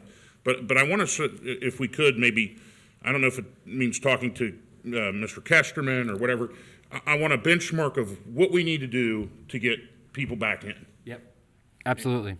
And so the board has adopted a policy where it ties attendance to the state's risk level. Now, the interesting thing that's happened, we had this conversation, so we meet regularly as a COVID team to stay on top of this. And in our conversation today, the interesting thing that's happened is the state has adjusted or shifted their the triggers for the different levels over time. And so what Captain Packer believes, and what we believe also, is that if you look at the original, at the time when the board adopted the policy, if you look at that set of indicators and what level that got us to, we believe that potentially by April, we could be back here and keep the policy the way it is, but just go back to, the original intent, which was, 2 of the 7 indicators or something was yellow, and we would be able to be in person. So I believe, that's a long way of saying, I believe that it's possible that we could be back in person in April. Okay, because when I voted, and I voted affirmative in that, we didn't know where it was going. We were on the upward trend. Yep. We're seeing more and more vaccinations. We're seeing numbers go down. And I don't know if there's an in-between, between open them up and open them up with certain rules. The one thing I don't want to get in the middle of is limiting it to 10 people and kicking 4 out. Right. I mean, that would be just an utter disaster. But it seems to me from the health department's order that it kind of cuts us loose to do what we want now. I don't know if that's the case now, and I don't know if that's what we want to do, because there are health issues with this. And I mean, you're talking to somebody who's had COVID twice and just had my 2nd vaccine yesterday, which is really rough. But I completely forgot my train of thought. Yeah, That's a typical symptom of that, Matt. yeah, I know, when they put that chip in. Just kidding out there. I think so. So what I've asked Captain Packer to do is take a look at the existing governor's orders and identify a safe capacity, maximum capacity for this room, and look to. So stay tuned. We're on this because we also cannot wait to have residents back in this room and to be business as usual. So it's coming, and we're on it. And that, And I think the important thing, and I know that you know this because you're completely opposite of this, is to not make it look like it's somehow random. I Right. mean, you're very systematic in how you approach things, and I appreciate the systematic approach to what we did before, but I think it's time maybe to alter that a little bit. And Yes, sir. I appreciate it, and thank you for everything, and thanks for keeping the bond rating up there, and I look forward to the teaser alert in April. Yes, sir. Thank you, Jeff. Now, we'll move on to the trustees' report. You guys want to go first? Sure, You? I'll go first. Go ahead. And I'll keep it short. It's a really good fella that lived in this community a very long time, and his name is Jim Biddle. He was a longtime Colerain Township resident. He has been in the same house since 1960, which is longer than I've been around. He's a great man. He was an Air Force veteran in the Korean War. He's a good citizen. He absolutely loved the United States of America. He thinks it's a great place to live. Did everything you would expect out of a really good citizen. He's a great neighbor. Guy could fix anything. Was fiercely independent. Never needed any help from anybody. He was just a super guy. And he passed away since our last meeting. And to his daughters, Janie and Debbie, I extend my deepest sympathies. Your dad was a real good fella. And the other thing I wanted to mention was I have enjoyed the heck out of the last 3 years and 3 months here, and I like all the people I've met 2 or 3 times a week. I've gone out and I still, 404-3057, I get plenty of calls. I'm out looking at stuff and talking to people and really enjoy it. And I enjoy the criticism and I enjoy the compliments, and I've just had a ball here. And I really appreciate everybody out there that's given me a chance to do this. I did want to mention that late last month I did file signatures with the Board of Elections, and I got a call that they were approved, and I will be on the ballot this November. And I really appreciate the opportunity everyone has given me here, and look forward to a campaign. I've never been in one that didn't have 5 or 6 people running, and it gives the voters a choice, but I have filed, and if you go to the Hamilton County Board of Elections website and open up November 2021 election, you will see me there on page 40, and that is my trustee report. Congratulations, Dan. You Good luck, probably good think luck. I'm nuts, don't you? But I signed your petition. I have had a ball with this. It is just what a blessing to be able to have a chance to lead in the community where you've lived your whole life, and all you nice folks out there that I've met in the last 3.5 years, you are just awesome. And we have got so many good people living here. It's really given me an opportunity to go out and see people. And the other thing is, I'm so shy and introverted. I won't hardly talk to anybody. But I have filed. So with that, Raj, I'll throw it to you. Yeah, good luck. Thanks. Good luck, Dan. You've been a very good trustee. Thank you, Raj. That means a Our lot. township, good to have you. That means a lot. And Thank we you. enjoy your, being a part of, we work together and we have the same vision for the township. That's great. Yep. Yeah, I'll make a quick report. We had a very good meeting, like Jeff mentioned earlier, with the business community. About 20 businesses joined together in Zoom meeting, and we all brainstorm how we can make the township a better place to live. Number one, how we make the place nice and clean, and third thing is like the redevelopment. And each one had a very high enthusiasm to come together. And Jeff, thanks for organizing with the chamber. Now the chamber, they all want to work together with the township. Not only that, there's several businesses. They never participated. Now they are volunteering themselves. And CCA play a very integral part in this process. This all come from that strategic goals plan we made 2021. It's online, right? Correct? I strongly urge our residents, go to our website and see this Colerain Township strategic goal and the strategy for 2021. You'll be very impressed about how we have the milestone set up to what we're going to do in 2021. I think we got a good start, very good start, and I really strongly advise people to see this plan. So we all work together and see our visions, our board's visions. And it was a very successful meeting. And after the meeting, myself and Jeff, Colerain Township Colerain Chamber of Commerce President, Dave, and also CCA, the president, we got together and did the follow-up meeting. How are we going to, we cannot just have the Zoom meeting, okay, this is it, but we need to have a strategic planning. When we're going to meet again, what we're going to do, set up a phase 1, phase 2. I'm really excited about that. We'll follow up and keep on track. And that's my little report. Go ahead, Matt. Thank you, sir. Not a whole lot, just in recognition too, I think we just passed it yesterday, International Women's Day, to all women out there, including my mom and my 2 sisters. And we talked about keeping meetings, or trying to get meetings open. I'd like to thank Mr. Mills for facilitating a call with Homebase to kind of talk about the foundations for creating some CDCs in the community, and look forward to doing that. And another sign that things are coming back to normal, I heard today that the Cyclones are going to start playing in a couple of weeks too. So anything that smells of normalness, I'll take right now. And just thank you to everybody that's helping out with the issues in Colerain, especially trash and things like that.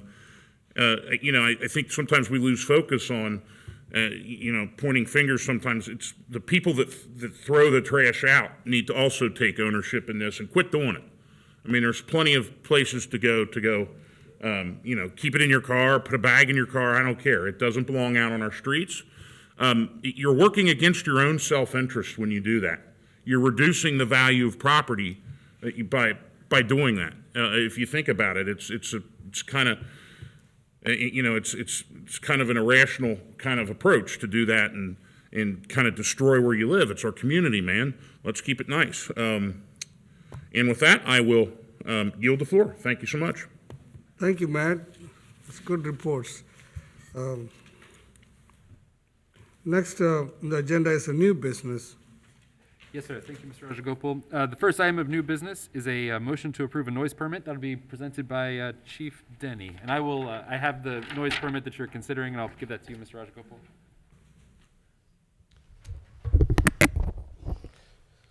Good evening again. Recommend adoption of the motion. It's for Trios at 5744 Springdale Road, and it's a blanket permit that goes from May 1st through October 31st of 2021.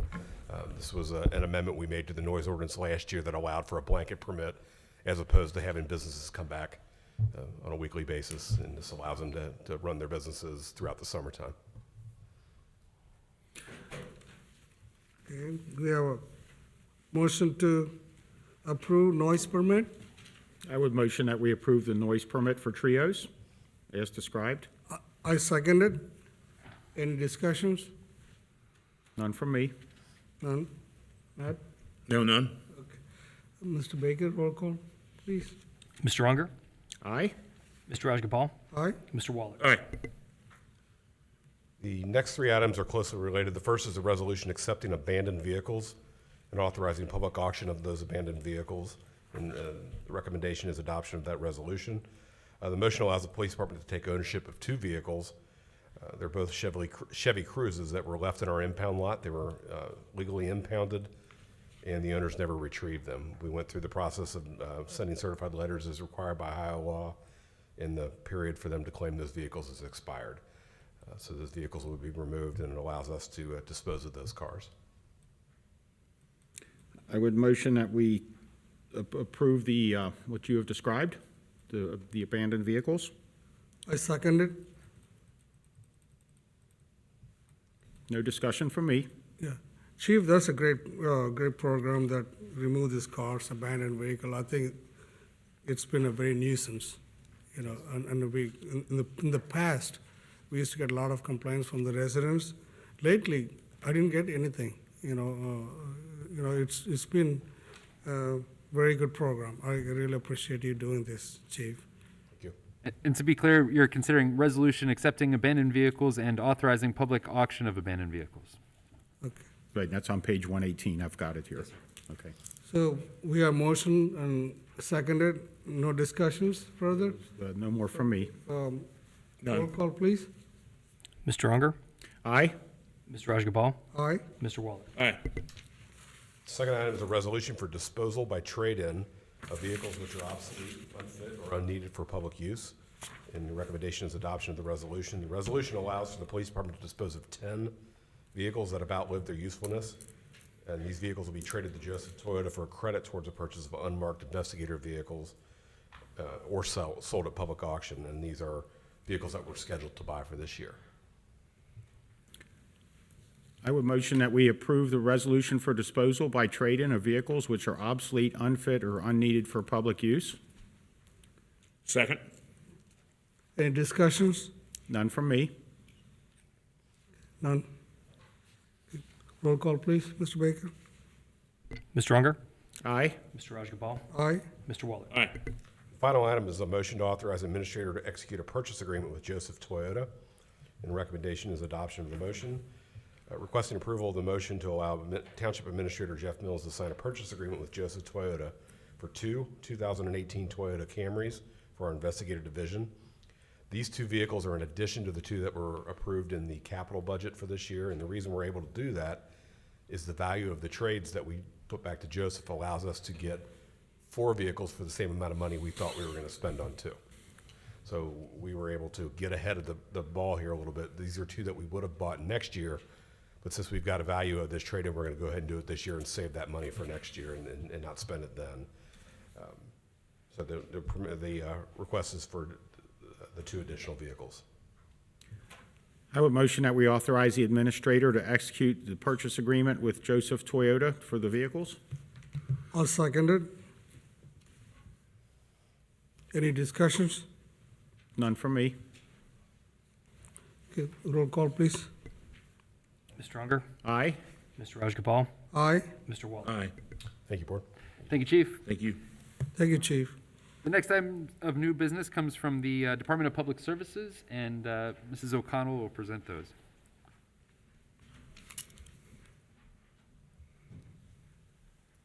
Good evening again. I have before you tonight a resolution authorizing participation in the 2021 ODOT salt contract. So historically, we have purchased from ODOT for this past several years, but we must enter into an agreement to purchase salt with them. And in order to participate in the ODOT Joint Salt Program for the winter of 2021-22, we must pass the resolution of participation at this meeting. Participation in the ODOT program is more cost-effective than independently purchasing salt, as ODOT is able to leverage the collective purchasing power of multiple jurisdictions, and we've participated in this contract for several years. The recommendation is adoption of the resolution. I would motion that we adopt a resolution authorizing participation in the 2021 ODOT salt contract, which covers 2022 also. Correct, it's the winter season. Right. I second it. Any discussions? So I don't think we'll have 2 bad winners in a row. Why don't we just roll the dice and not order any salt? Hey, you know what? If you want to add that to the record, Mr. Baker, I will go with it. So noted. Do we have, this allows us to participate, but if for some reason you would come across better pricing from somewhere else, could you buy from them also? No, we are locked in. The way these joint contracts work, so whether we go with the city, the county, or the state, they get everybody together, they get your numbers. That's why we have to pass the resolution to participate.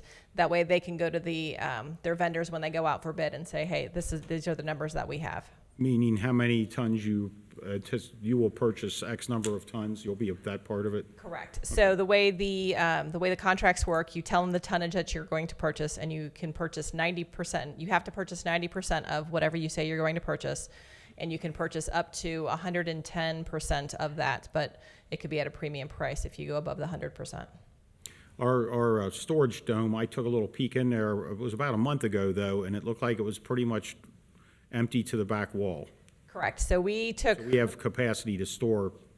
yes, and we did take delivery of several loads for this current contract that we're on to get us up because, yeah, we were worried about what we were going to find in the back of the salt dome. And we'll probably, there's plenty of times we might get one more snow, you might not need to salt Oh, it. No, it snowed in late March before, so who knows? Yeah, so our salt philosophy is we always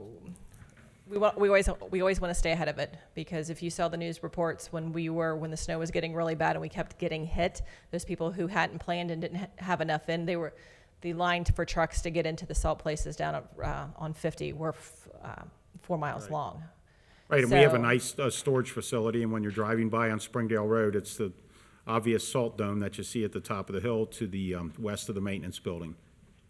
Yeah, so the plan is to before we go into the winter to make sure we have enough to get at least started through the first couple if we get a few bad snows. So And because I've seen other communities that have very small, unmodernized salt Yes. storage, and here in Colerain, the previous boards of trustees made a nice investment to have the nice building that we have. So we can control our purchases and keep enough inventory to provide superior service to our residents during a snow emergency. yes, and the state contract comparison shopping to what other people paid this year, the state contract was our best deal anyway. So Great. thank you. Mr. Unger, you're like the salt whisperer over there with, Go up there and He take a is. look sometime, Matt. there's a book called The History of Salt that I sometimes assign in my AP World class, so. I am so glad I'm not in your class. That's funny. Thank you. Any more Discussion? discussions? Not from me. Okay. Roll call, please. Mr. Unger, Aye? Mr. Rajagopal, Aye. Mr. Waller. All right. Thank you. Yep.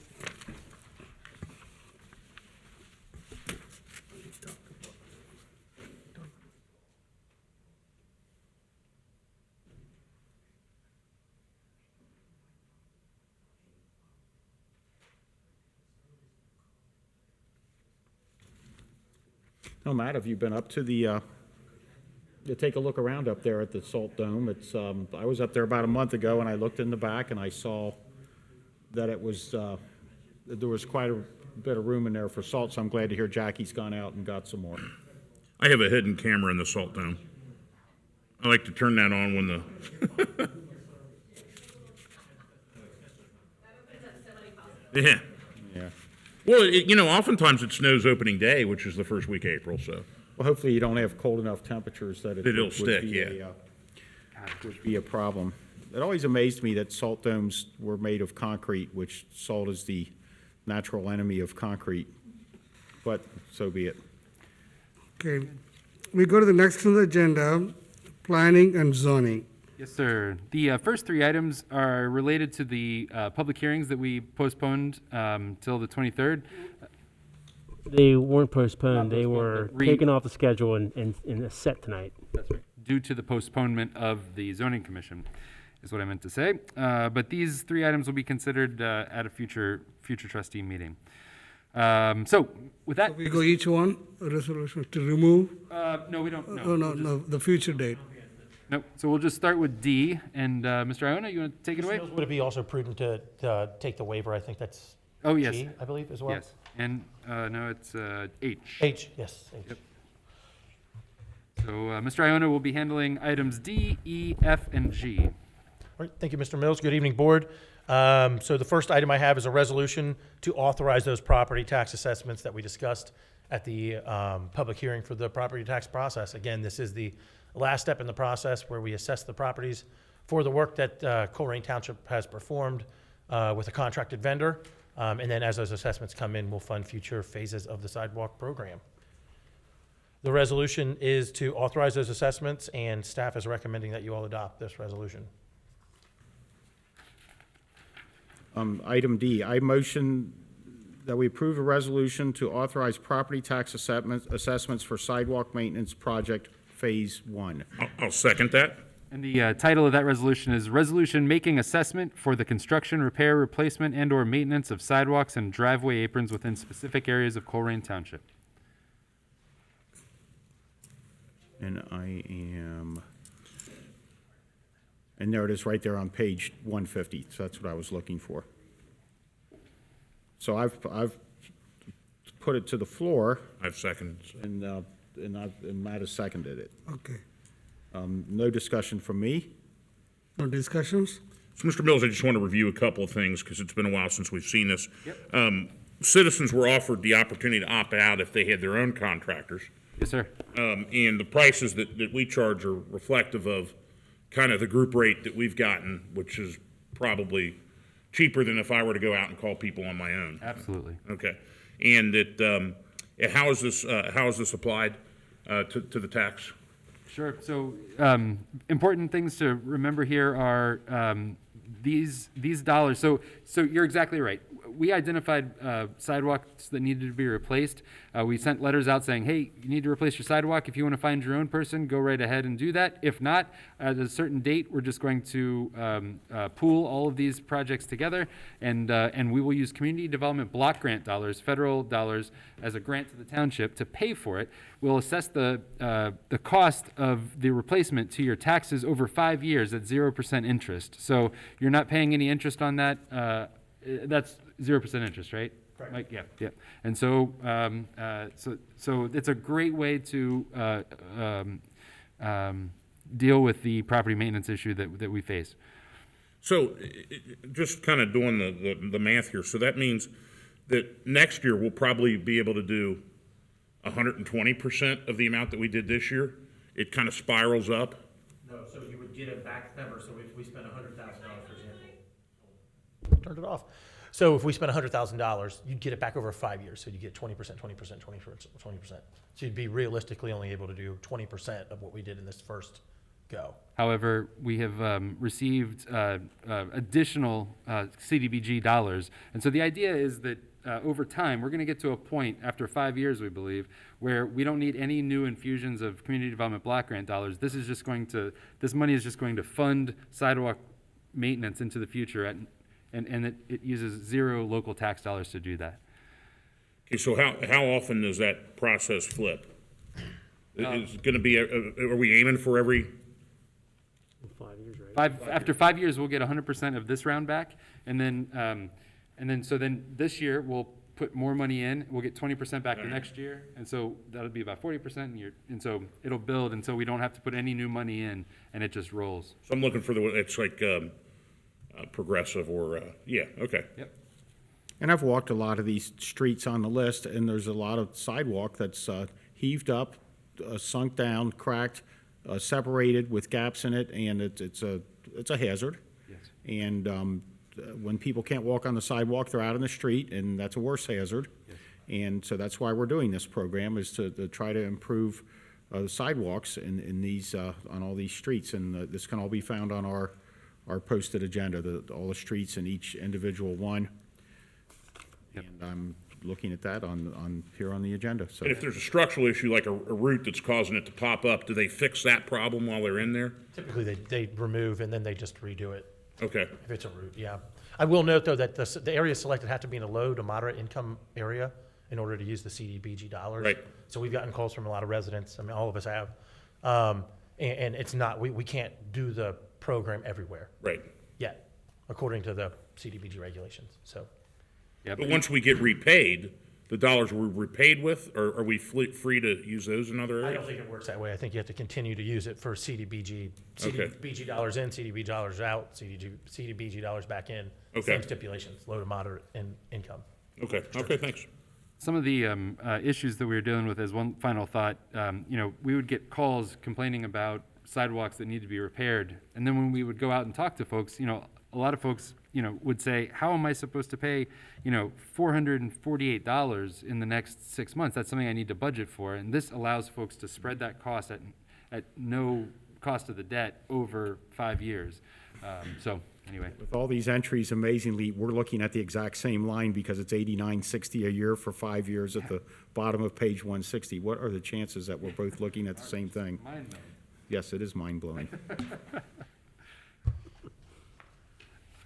So, yeah, that was the discussion. Discussion, so we finished, right? I think we're done. Okay.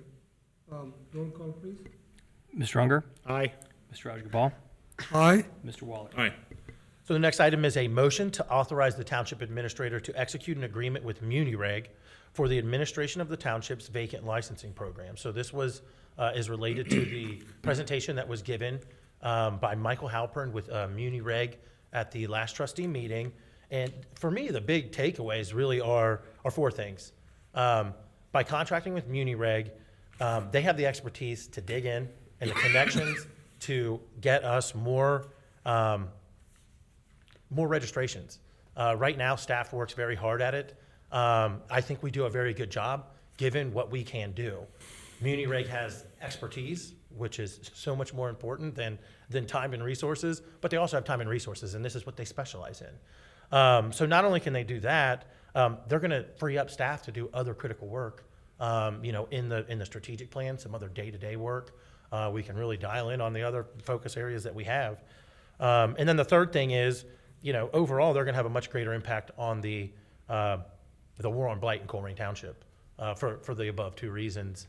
And they're going to be able to do it at a negligible cost. At $100 for each registration, that's less than 20% of the vacant building license registrations, and that's less than, I think it's about 15% of the vacant building registration. So about less than 15 to 20%, depending on the program, they'll be able to administer that program for us.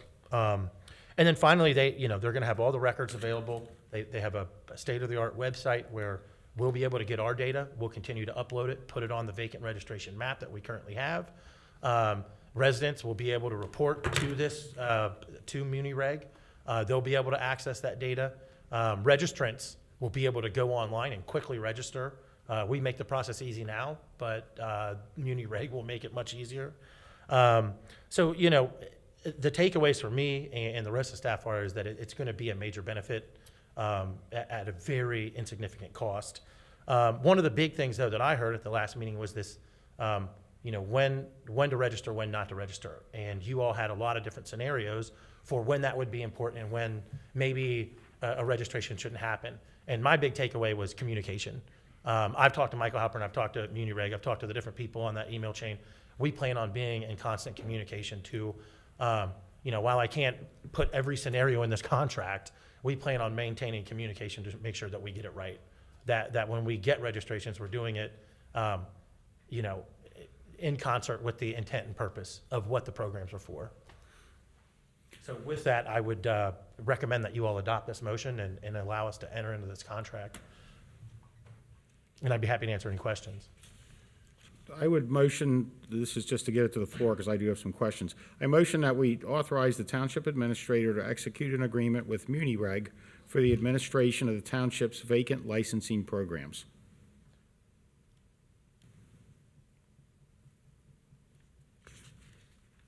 Is there a second? So we can get it to discussed? No, I actually have a different motion. That's why I'm not seconding this one. Okay, did I read it? I read it off the. Yeah, you did. Okay. If there's no seconds, the motion It just dies. If there's Well, no actually, I have a motion to table this to the next meeting. I went to try to find, do a deeper dive on some information. I wasn't satisfied with the amount of data that I got back, and, I'm not prepared to let it die, and I'm not prepared to vote on it this evening. I just didn't get enough, I reached out to probably 5 or 6 different municipalities, and I didn't get enough data to my satisfaction on it. And that's not a negative or a positive. That's just I want to make sure who we're getting ourselves in a contract with and what their history is. Yes, I agree with Matt. No, we need more So evidence. Scott, how do we, I think you just go ahead and make that motion to table it for the next meeting. So I made the motion to table it to the next meeting, and it would Now need a That second. needs to be seconded. There'll be separate, this motion, we just, it dies. That, yes, because no one seconded it. No, fine, So now okay. this motion to table, Motion, then we'll vote on the Matt's. I'll second Matt's motion to table then, because I think this is something we'll discuss that. you can have Raj discussion now. calls for discussion. So Yeah. I'll second Matt's motion, so now Raj, call for discussion. Okay, Yes, I have discussion. okay, we got second, we got discussion, go ahead. On the motion to table, which has been motioned and seconded, as I discussed with you, Mr. Mills, my only thing I'm looking for is I want this organization to give somebody, you or your designee, a list of what they're going after next week, because every property eventually is going to change hands. Eventually, mine will, and everybody's houses and everything else. And we just need to be careful when, you know, when somebody deceases or, you know, passes away, you know, that we're not, oh, they died, let's go after their house is vacant. No, it's not really vacant. They're cleaning it out and putting it up for sale. So that's not what the problem is. The problem is some commercial structures that are owned by folks that are out of state and they don't keep them up. So that's kind of our target that we're going after, and that's part of the reason that I'll agree with Matt to table, although you probably had your own issues, Matt. Yeah, I just, my issue is that, again, I wanted to vet them a little bit more clearly, and I just didn't get, I struggled because I didn't have a lot of people that we knew in common to reach out to, and you know, I wasn't very clear from the presentation, and I think it must be township driven on what it would look like. Yeah. What does muni-reg look like when they go out? And it seems to me that they look different from each point of view. So I think my view on it is, rather than voting and saying yes or no, muni-reg, do it or don't do it, I think it's more appropriate for us to say, this is what we want it to look like. Can you do this or can you not do this?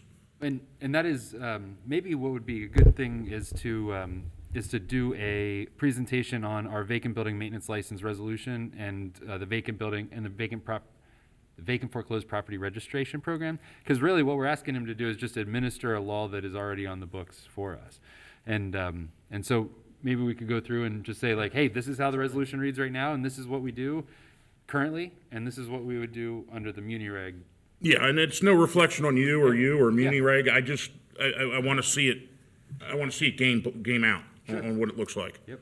You'd be interested in like how the registration works, maybe well, a glimpse at the online portal, right? Well, that kind of stuff. I know that, but how this is going to transfer to them, and like Mr. Unger said, he's like, he wanted a list of homes they're going to go after or commercial residents. What a definition of what our goals are with this. Sure. And I'm still a little unclear on, and that might be just me.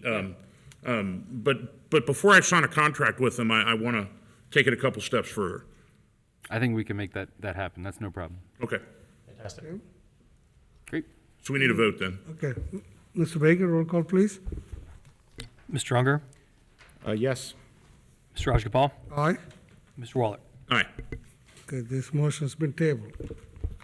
The next item is a resolution opposing a one-year moratorium on new establishments that primarily sell or distribute electronic smoking devices and/or vapor products within Colerain Township. This is an extension of the existing moratorium for 1 year over the past year. Staff hasn't received any inquiries as to the operation or opening of a vape shop or a vape store. There is continually changing legislation on this, so staff is recommending that we extend it for 1 more year, and we are recommending adoption of the resolution. I will motion for adoption of the resolution extending the, I've lost my place, the anti-vape for another year. I second it. And the title of that resolution is a resolution imposing 1-year moratorium on new establishments that primarily sell or distribute electronic smoking devices and/or vapor products within Colerain Township, Ohio. Sure, I've got a few comments. When we discussed this a few months ago, and we talked about those products, I think they're bad for your health, and I think they're a bad idea. Personally, I choose not to use them.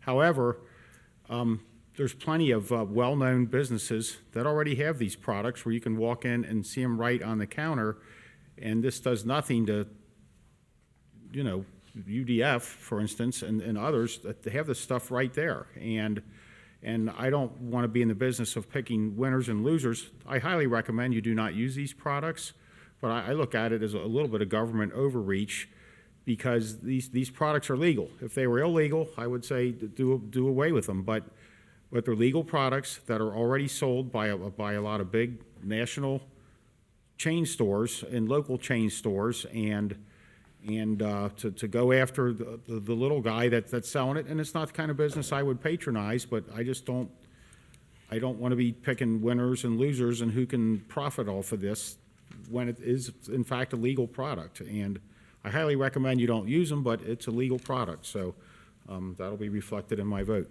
Yeah, I think that Township is still controlling, having that moratorium, and you are extending one year. They're still under control.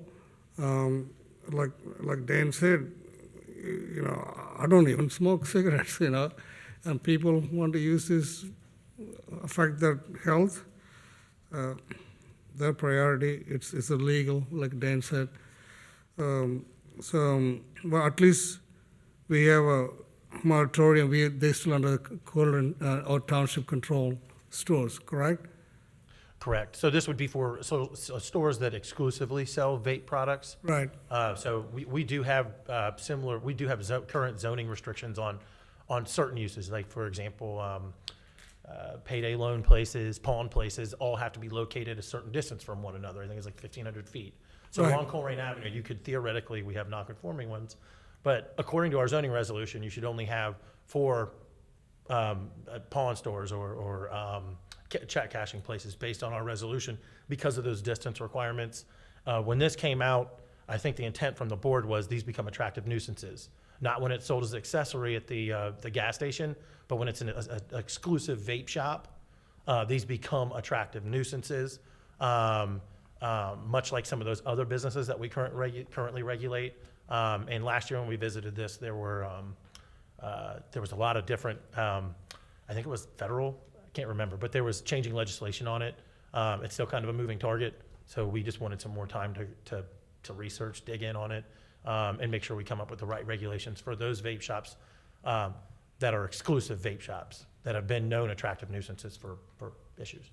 No, I completely agree, Mike. It's just that from where I'm sitting, there's all these other businesses that already have these products, and why should I X out the small guy that, you know, is trying to operate a business? It's nothing I would ever patronize. I highly recommend the kids and the adults don't use the products, but that's where I'm at. Go ahead, Matt, I'm sorry. Yeah, so I respectfully disagree completely because I think it's a race to the bottom.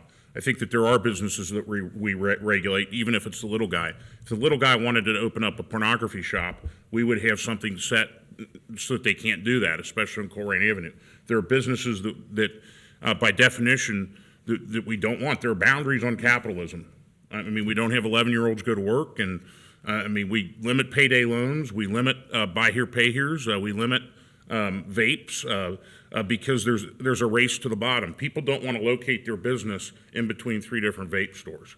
And I think if we look at economic development in a broader way of lifting all boats and making everyone's life better in the township, that's not accomplished by allowing the vape stores to move in, which, by the way, the statistics will show that they're very quick to turn over, that those rentals don't last a very long time, and there's a lot of flips and a lot of things that we're talking about with trash and nuisance and things like that come with these. I'm not saying that they all do it, but I'm saying the record of it is a race to the bottom.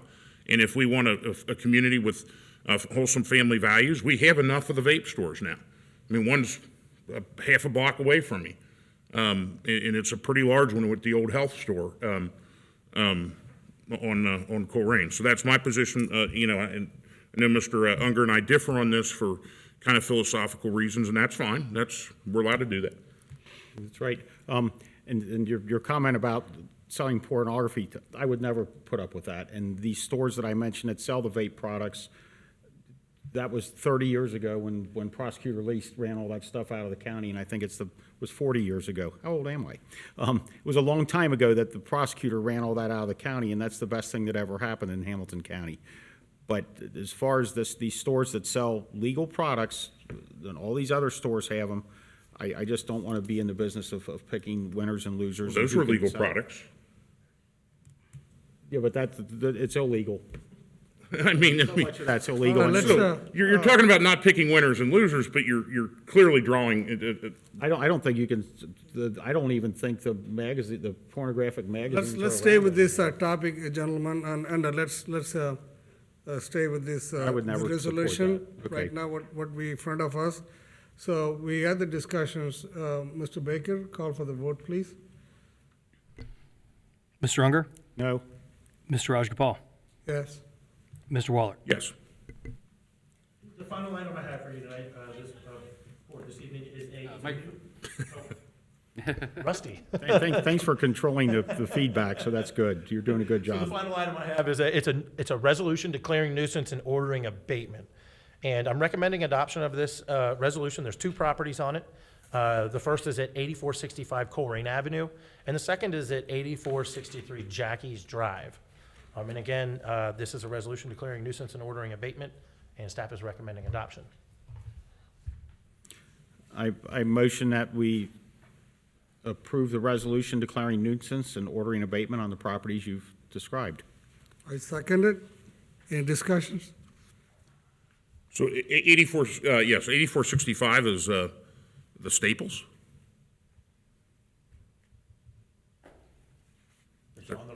Okay. I haven't checked that one out personally. That's something that staff brought to me. Okay. They said, hey, this is an issue. We want to get it on there.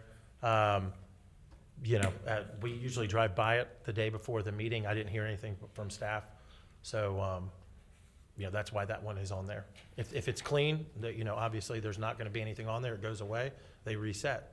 If there was garbage when we went there a week ago, then again, we'll abate it. But if it is clean and they've cleaned it up since then, Okay. then we'll be out there and it resets. I was just a little surprised to see that because I've seen some repeat offenders, and I don't think I've ever seen Staples listed on anybody's like Facebook feed or anything when it comes to, and I was a little bit kind of taken aback. There's several different businesses that, near Staples.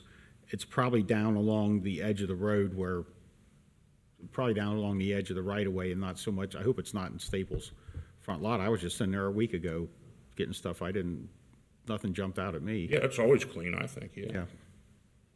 Okay. All right. So we have a motion for the resolution declaring nuisance and ordering abatement. You need a second? I motioned. Oh, you motioned it. Okay, we seconded discussion. Okay, Mr. Baker? Yeah, that's, Okay. I'm sorry. Mr. Baker, roll call, please. Who was the second? I'm sorry. Mr. Rajagopal. Okay. Mr. Unger, Aye.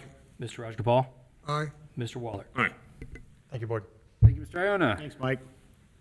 All right, the next items of new business come from administration. The first one is a motion to appoint Ms. Denisha Johnson to the Colerain Township City of Cheviot Joint Economic Development District 1 Board to fill the unexpired term of Chris Boehm as the worker member. The recommendation is to adopt the motion. A motion to appoint Ms. Denisha Johnson to the Colerain Township City of Cheviot Joint Economic Development District 1 to fill the unexpired term of Chris Beam as the worker member. And I will second that. Any discussions? None from me. None. Roll call, please. Mr. Unger, Aye. Mr. Rajagopal, Aye. Mr. Waller. Aye. Thank you, Board. I'd like to invite Mr. Jeff Weck back up to present the next items. Good evening, Board. The next item on the agenda is a motion authorizing the release of a facility master plan scope of services. So this was contemplated in our strategic plan and budget, and essentially what we'd be doing is we'd be going out to various architectural and design firms, asking them to come and take a creative look at our buildings and tell us what our space needs are going to be for the next 15 to 30 years. As part of that analysis, they're going to be looking at continuity of operations planning. So should we ever need to online or offline facility spaces, they'll be able to provide us some perspective on how we do that to keep operations humming all along the way. They'll be able to look at some of our aging systems and telling us when it's time to actually replace those systems. And then even beyond that, they're going to take a look at some of our parks. They're going to evaluate what are we missing, what do we maybe have, what could maybe be repurposed, so we can just be more efficient with the space that we do have and make sure that we're serving the best needs of our community. Recommendation is adoption of the motion.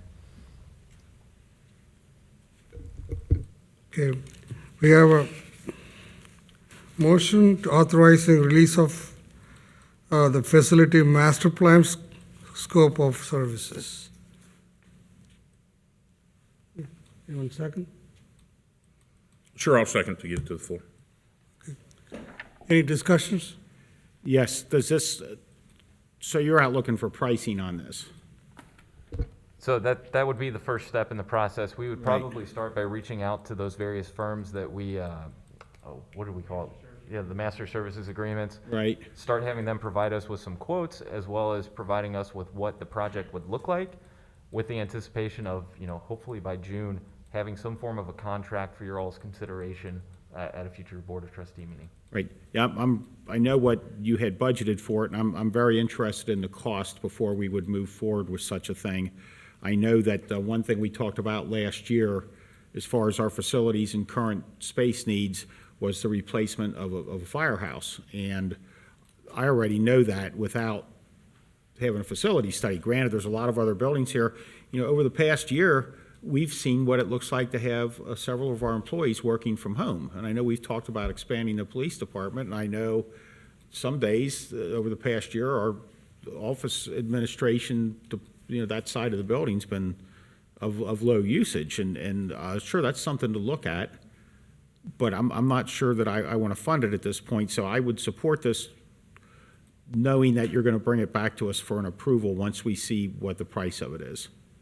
Because I'm at a place where I've been up here for 3 years, and I kind of know what one of the main priorities is as far as our facilities. And if this is going to be a lot of money, I just as soon put that right into a fund to replace a firehouse.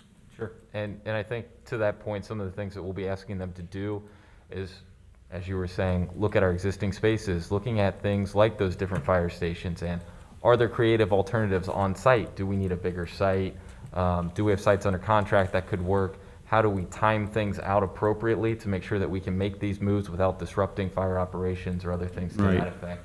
And, oftentimes these things then dovetail into having somebody serve as your project coordinator on the back end when you are actually executing and moving forward with whatever that might look like. So, Right, and to be clear, I think we already own a piece of, one of the discussions, and the fire department already studied it, was in the industrial park up at Struble and Colerain, where we already have a piece of land that we have to develop by a certain date, whether it was 26 or 27. And it seems like previous fire department studies have determined that that would be a central point where a lot of calls are dispatched from, as opposed to up in Dunlap, where we don't get a lot of business. Most of it's coming off Thompson or Springdale Road, so we want to build the next firehouse where it would do the most good and take away some of the busy workload of Springdale and Yep. the other one on Springdale. So I'm certainly interested in seeing what it would cost, but I will tell you this, that when it comes up, I might say, you know what, let's just put that money towards one of my priorities, which is a new firehouse. And, let's just see what this is going to cost first before we commit to it. The other thing that's valuable that would come out of this is the ability to budget into the future for capital needs. So our facility, how do we know how much we need for, projects into the future to maintain? And another facility, for example, that I'm concerned about and would love to figure out a better way to utilize is our training center on Old Colerain. That building has an enormous amount of deferred maintenance. And, how do we make better use of that property without putting millions of dollars into it? That's important. Yep. And, one of the other things that I think you and I discussed maybe a year ago was the facility maintenance person that we hired. It was my understanding he went through the buildings and he's a pretty sharp fella, Yes. did a lot of inventory, so we know exactly the boilers, chillers, water pumps, heating units, and hopefully we've got all that stuff Yes. together. And Mr. Della Pasta could probably give you a pretty accurate prediction of what our needs are going to be there. And hopefully, and I think he's pretty much paid for himself here. Oh, he's done a great job. Yeah. Because he's put together an inventory of all the different systems we have. And and he's such a hands-on guy, and I guess he could give that to an architect that was developing this, but I would certainly defer to him on a lot of those conversations. I think the guy we picked up to do that is just awesome. He is, and his focus is on mechanical systems, and he does a great job with that. This would focus more on a little bit higher scale. Right. What properties do we own, and what's the best way to deploy those properties or invest in those properties to provide the service that you guys want to provide? Right, and I'm just basing that on Mr. Weckbach's comment that, Yeah. we would know what systems are Sure. coming and going, so But anyway, so just, I think I've made myself clear that, yes, go ahead and put out a request for proposals, but I'm not so sure I'm going to fund anything at this point. Jeff, how much is going to cost to put out for the appraisal? To put it out is nothing, other than staff time. Now, proposals coming back, that could range, and it depends on the level of expertise. I'm anticipating that it could cost upwards of $150,000, and so that's something to keep in mind as we're going into this, sort of to Mr. Unger's point. That's what we have in the budget, but certainly if somebody comes in and says, hey, looking at the scope of services, maybe all I want to do is give you a parks facility master plan, and that's going to cost X, or they say, I just want to look at your facilities on this campus. There's a whole range that we could do at the end of this if we needed to, if we said this cost is too much for us to stomach. So if I understand it correctly, so at this moment, no cost for the proposal. So you just studying the plan. correct. At this point, we're just asking to authorize this so we can go out, meet with firms, figure out what it might cost to do this plan, and then we'll bring that back at a future trustee meeting. Okay. Thank you, Jeff. So I have a couple kind of questions, and I don't want to close my mind to anything, but when I hear 150 grand, I get a little bit nervous. I'm kind of a little bit on the cheap side too. And I know when Mr. Mills first mentioned this, when we talked about the strategic planning, I kind of furrowed an eyebrow. I don't even know what I don't know about this. Is there any way either one of you have a sample of a master facility plan that you can email me or something? So because at the end of the day, it might be something that saves us $250,000 and it's worth the upfront investment. I don't know. I don't want to close my mind to it. And I don't want to blindly support it either, but I think it's a good idea to get the estimates out. Let the trustee knows in the email to all the trustees. Sure.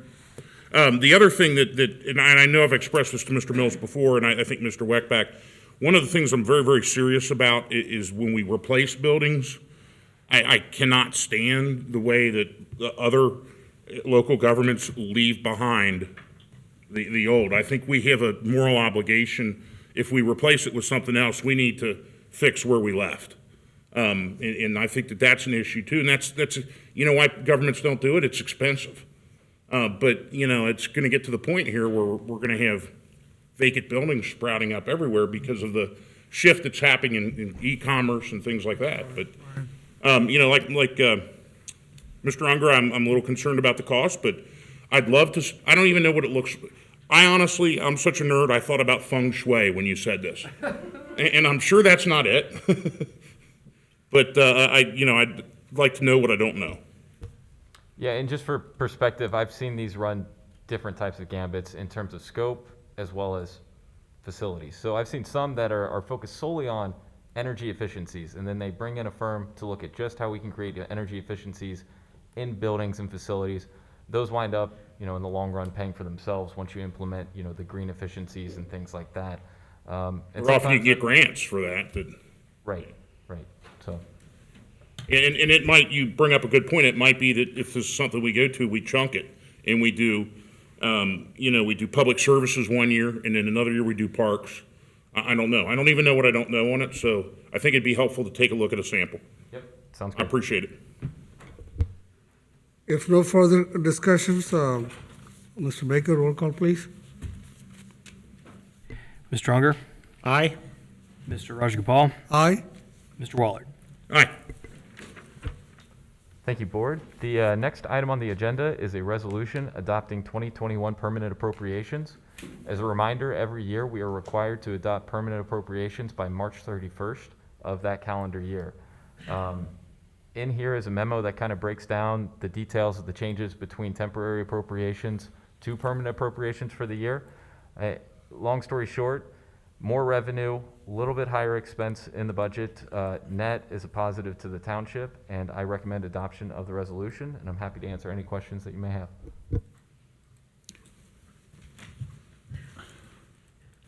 I would motion the resolution adopting 2021 permanent appropriations. I'll second that. Any discussions? Sure, it shows some revenue changes, and this is on our posted agenda if anybody wants to see it. It shows that Revenue is projected to be $1,065,797 higher than temporary appropriations. Some of those changes include $571,000 for a workers' compensation reimbursement that we received, $80,375 to reflect a deposit from the engineer of dollars, money from Northwest Local School District contract, and other items as such, and that's why we have more revenue. And then there are some expense changes here also, but I'm prepared to move forward with it. Just thank you for putting, I know that this is, numbers and financial sheets have been a little bit of I don't know, it's been kind of hanging out in the background with a lot of things going on, and I appreciate all the hard work and getting all this together, and thank you for putting together a nice permanent appropriation. I think our township is in very good shape. You guys do the very financial assessment. Yes, sir.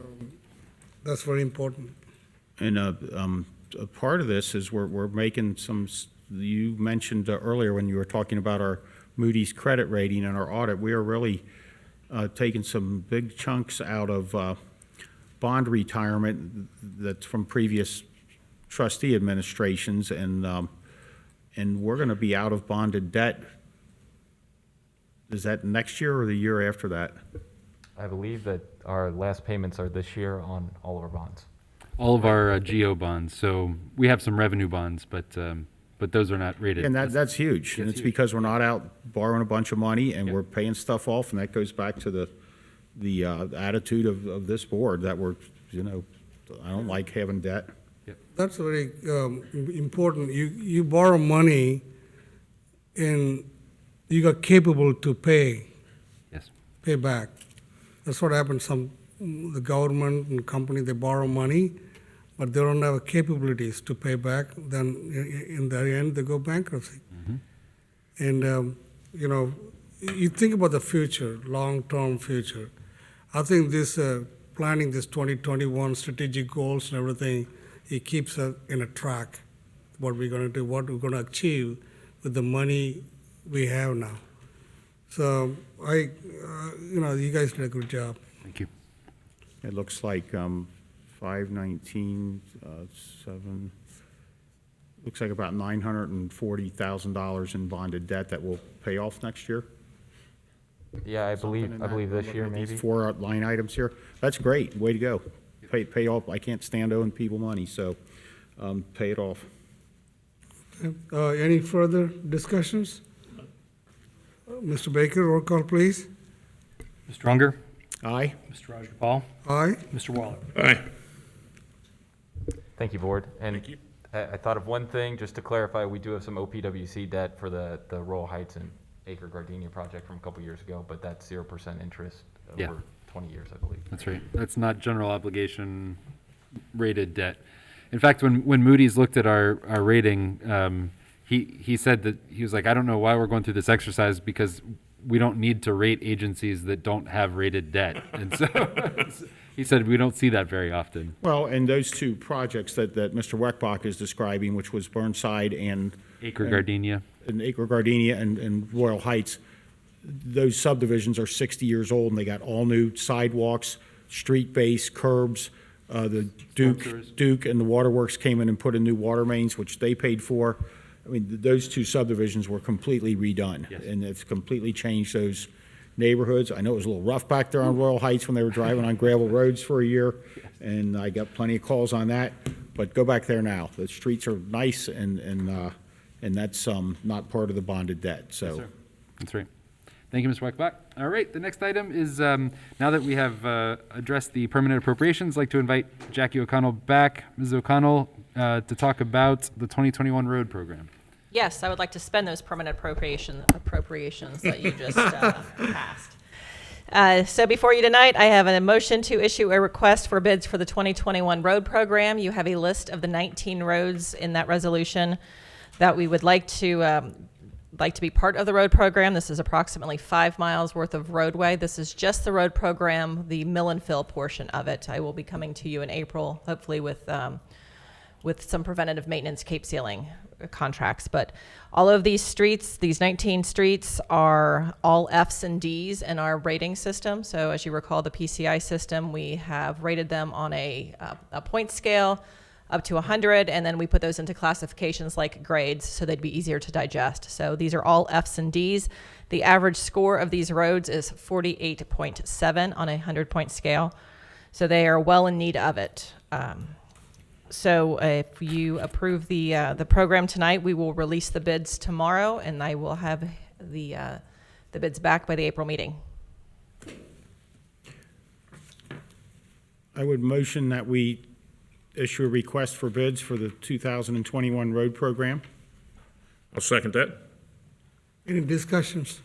The core responsibility of a board of trustees is to maintain a system of roads and cemeteries.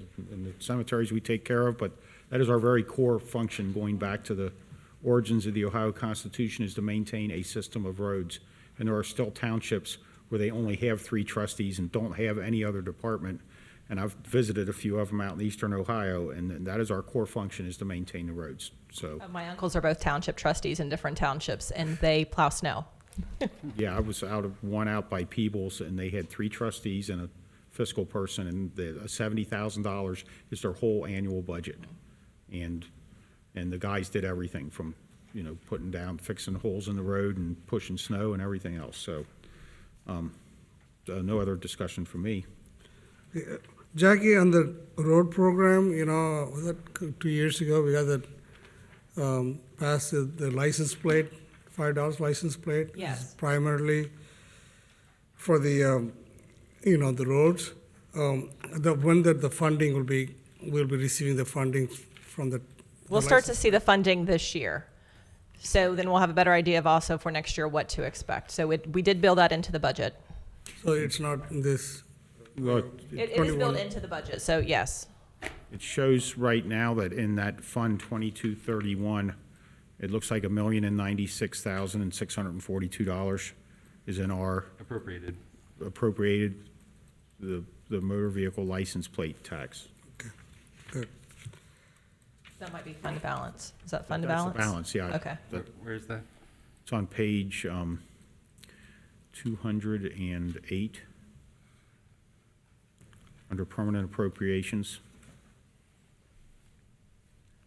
That's what it is. It's right above the law enforcement trust fund and right below the zoning. Those are appropriations and not fund balance. Okay. Right, so there's $1,096,000 to spend on this, There's more than that, yeah. but this is what we've appropriated for this year. Yes. Okay. All right. Matt, any discussions? Thank you, Jackie. Mr. Baker, roll call, please. Mr. Unger? Aye. Mr. Roger Paul? Aye. Mr. Waller? All right. Thank you, gentlemen. I'm just going to put a bug in your ear very quickly about the road program. The current way we fund the road program, we are in a 67-year cycle to touch roads. So I am preparing a memo for Mr. Mills, he will share it with you before the next trustee meeting. We need to have a discussion on funding roads. A 67-year cycle of road programs, we need to find a way to sustain it a little better.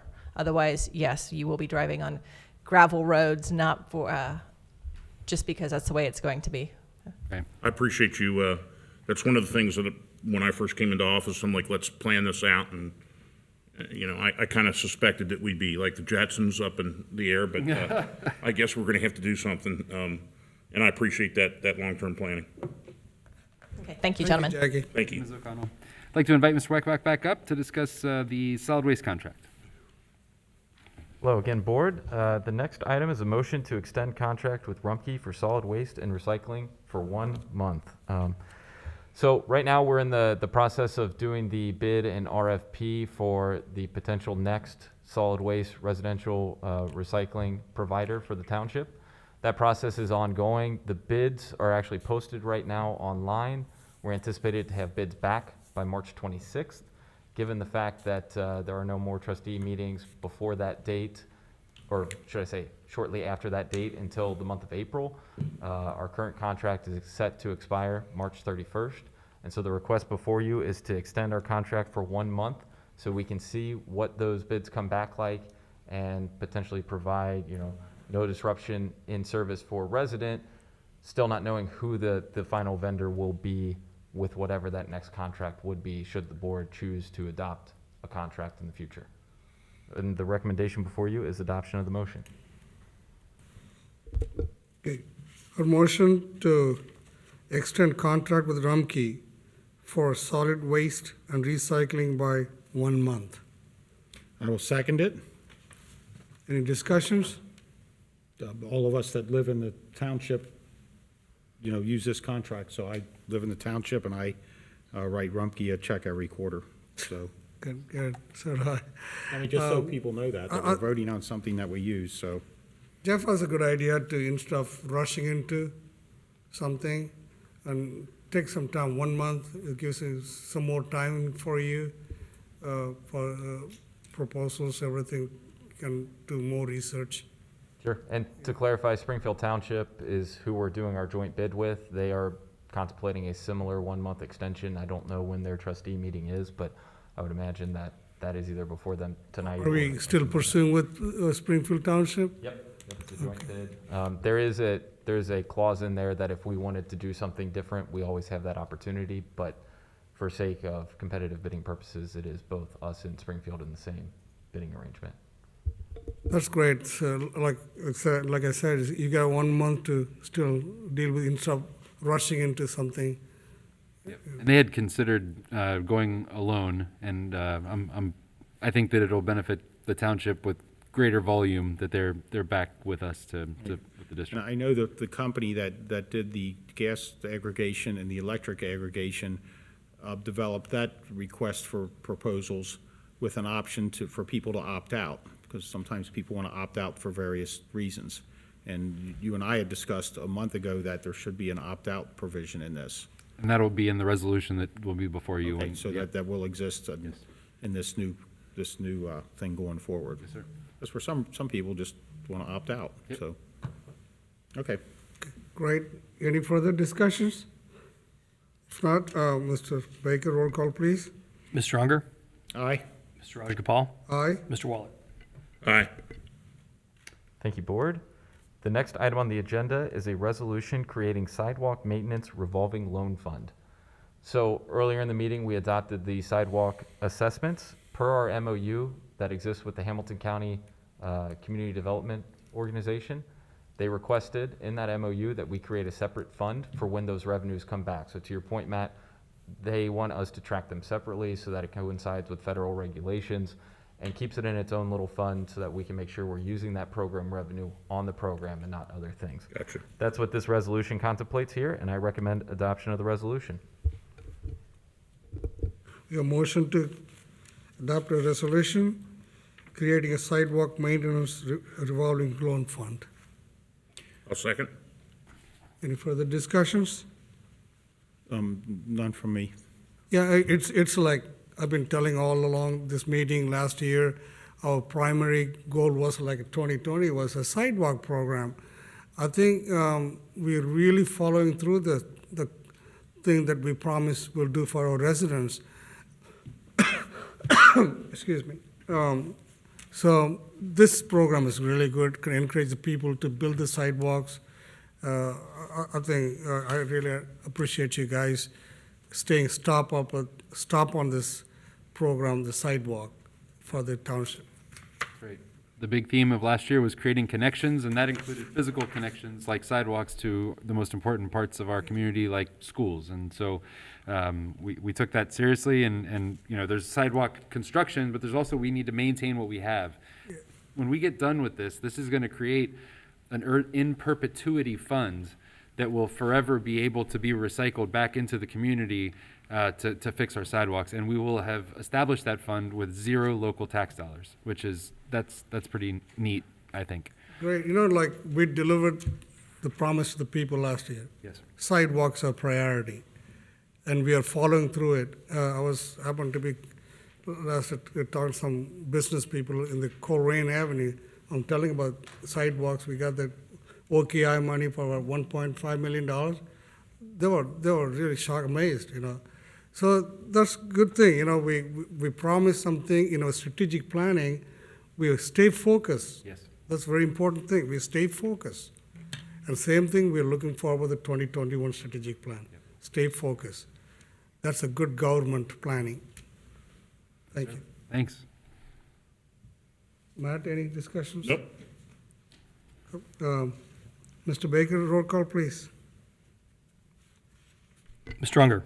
Aye. Mr. Rajagopal. Aye. Mr. Waller. Aye.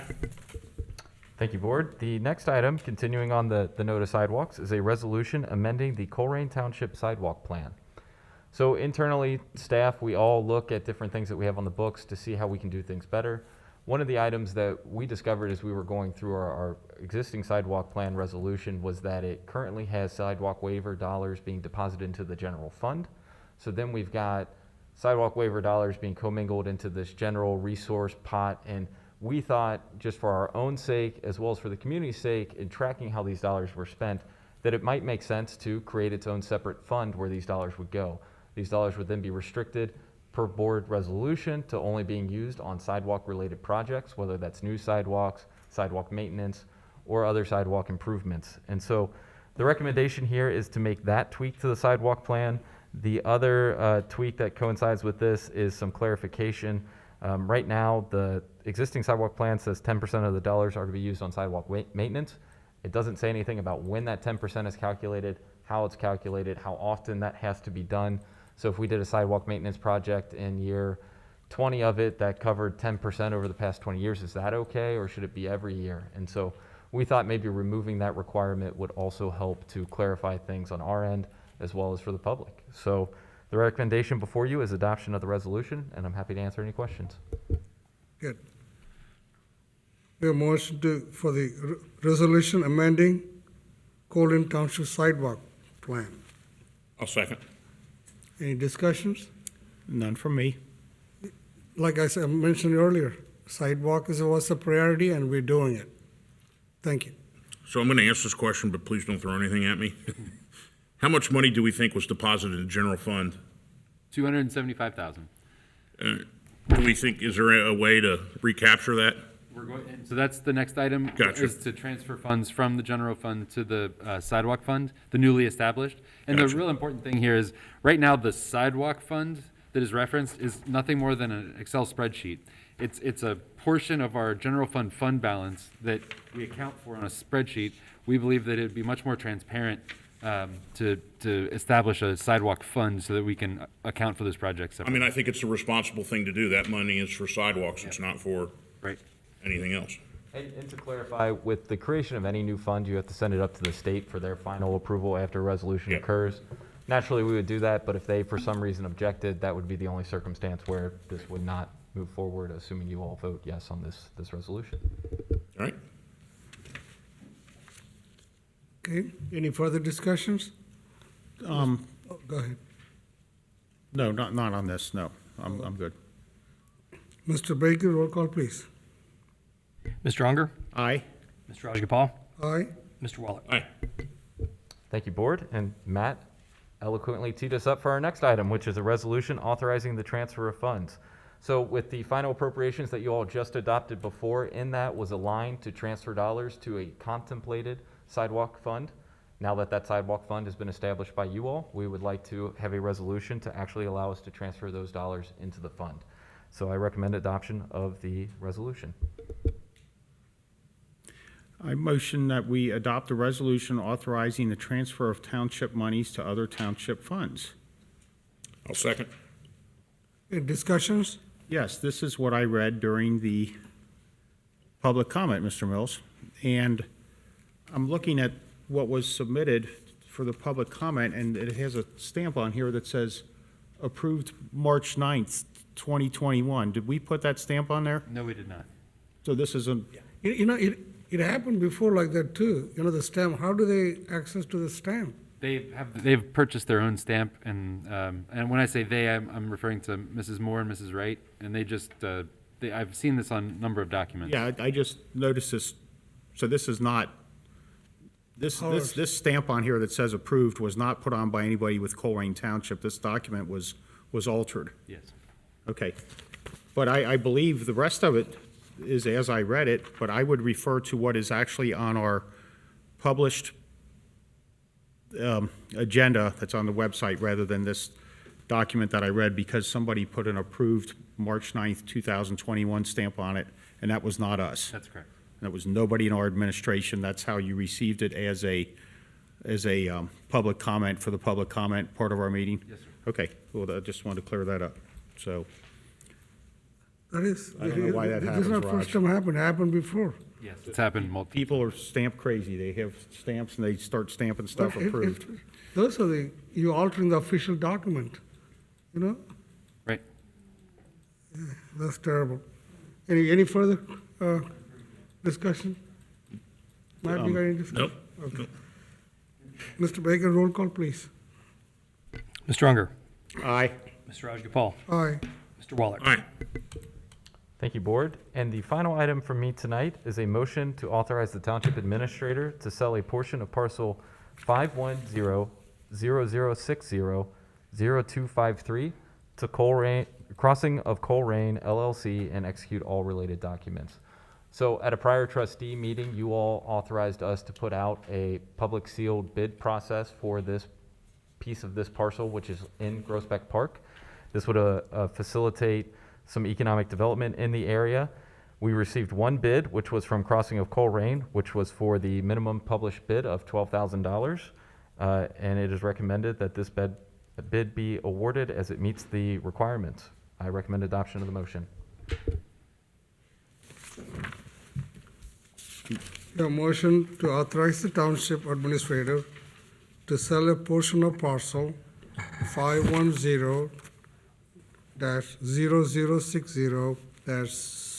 510-0060-0253 to Crossing of Colerain LLC and execute all related documents.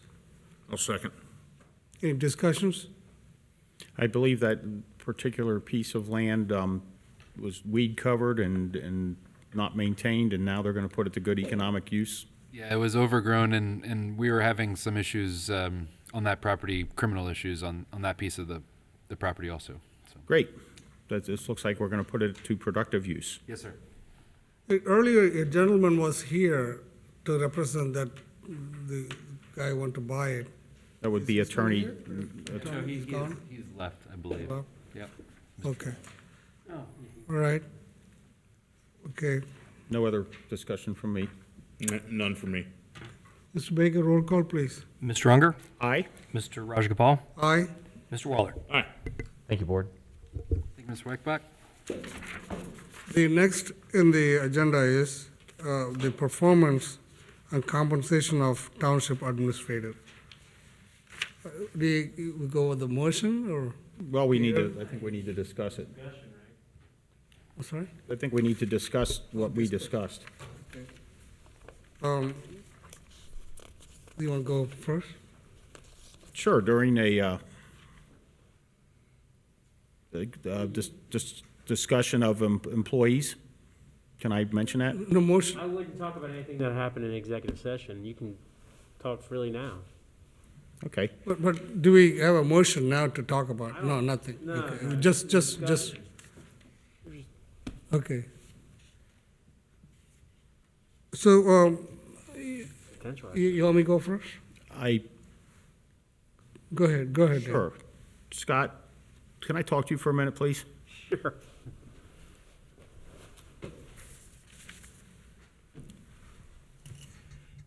Would you like me to sing? Fly me to the moon. Frank Sinatra.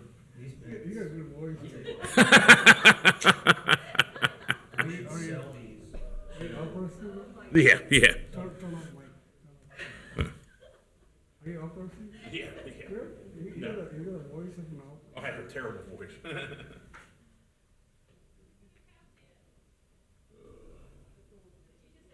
I gotta play this song one trustee meeting. It's the code of action talking. Has me feeling good.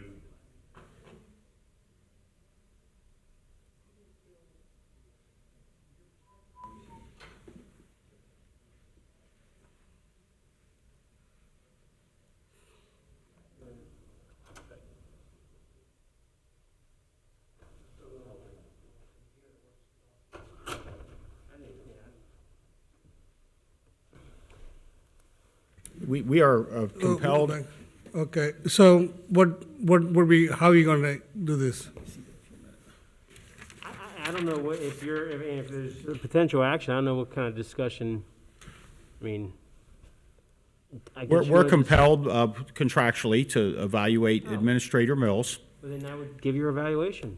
Yes, and annually, and it is that time to do that. And if anybody has any comments on Mr. Mills's areas for improvement or areas of success, I would comment that some of the things you need to work on are ensuring the financials are closed on time and that the trustees are apprised of any issues. And actually, I think you've kind of resolved that.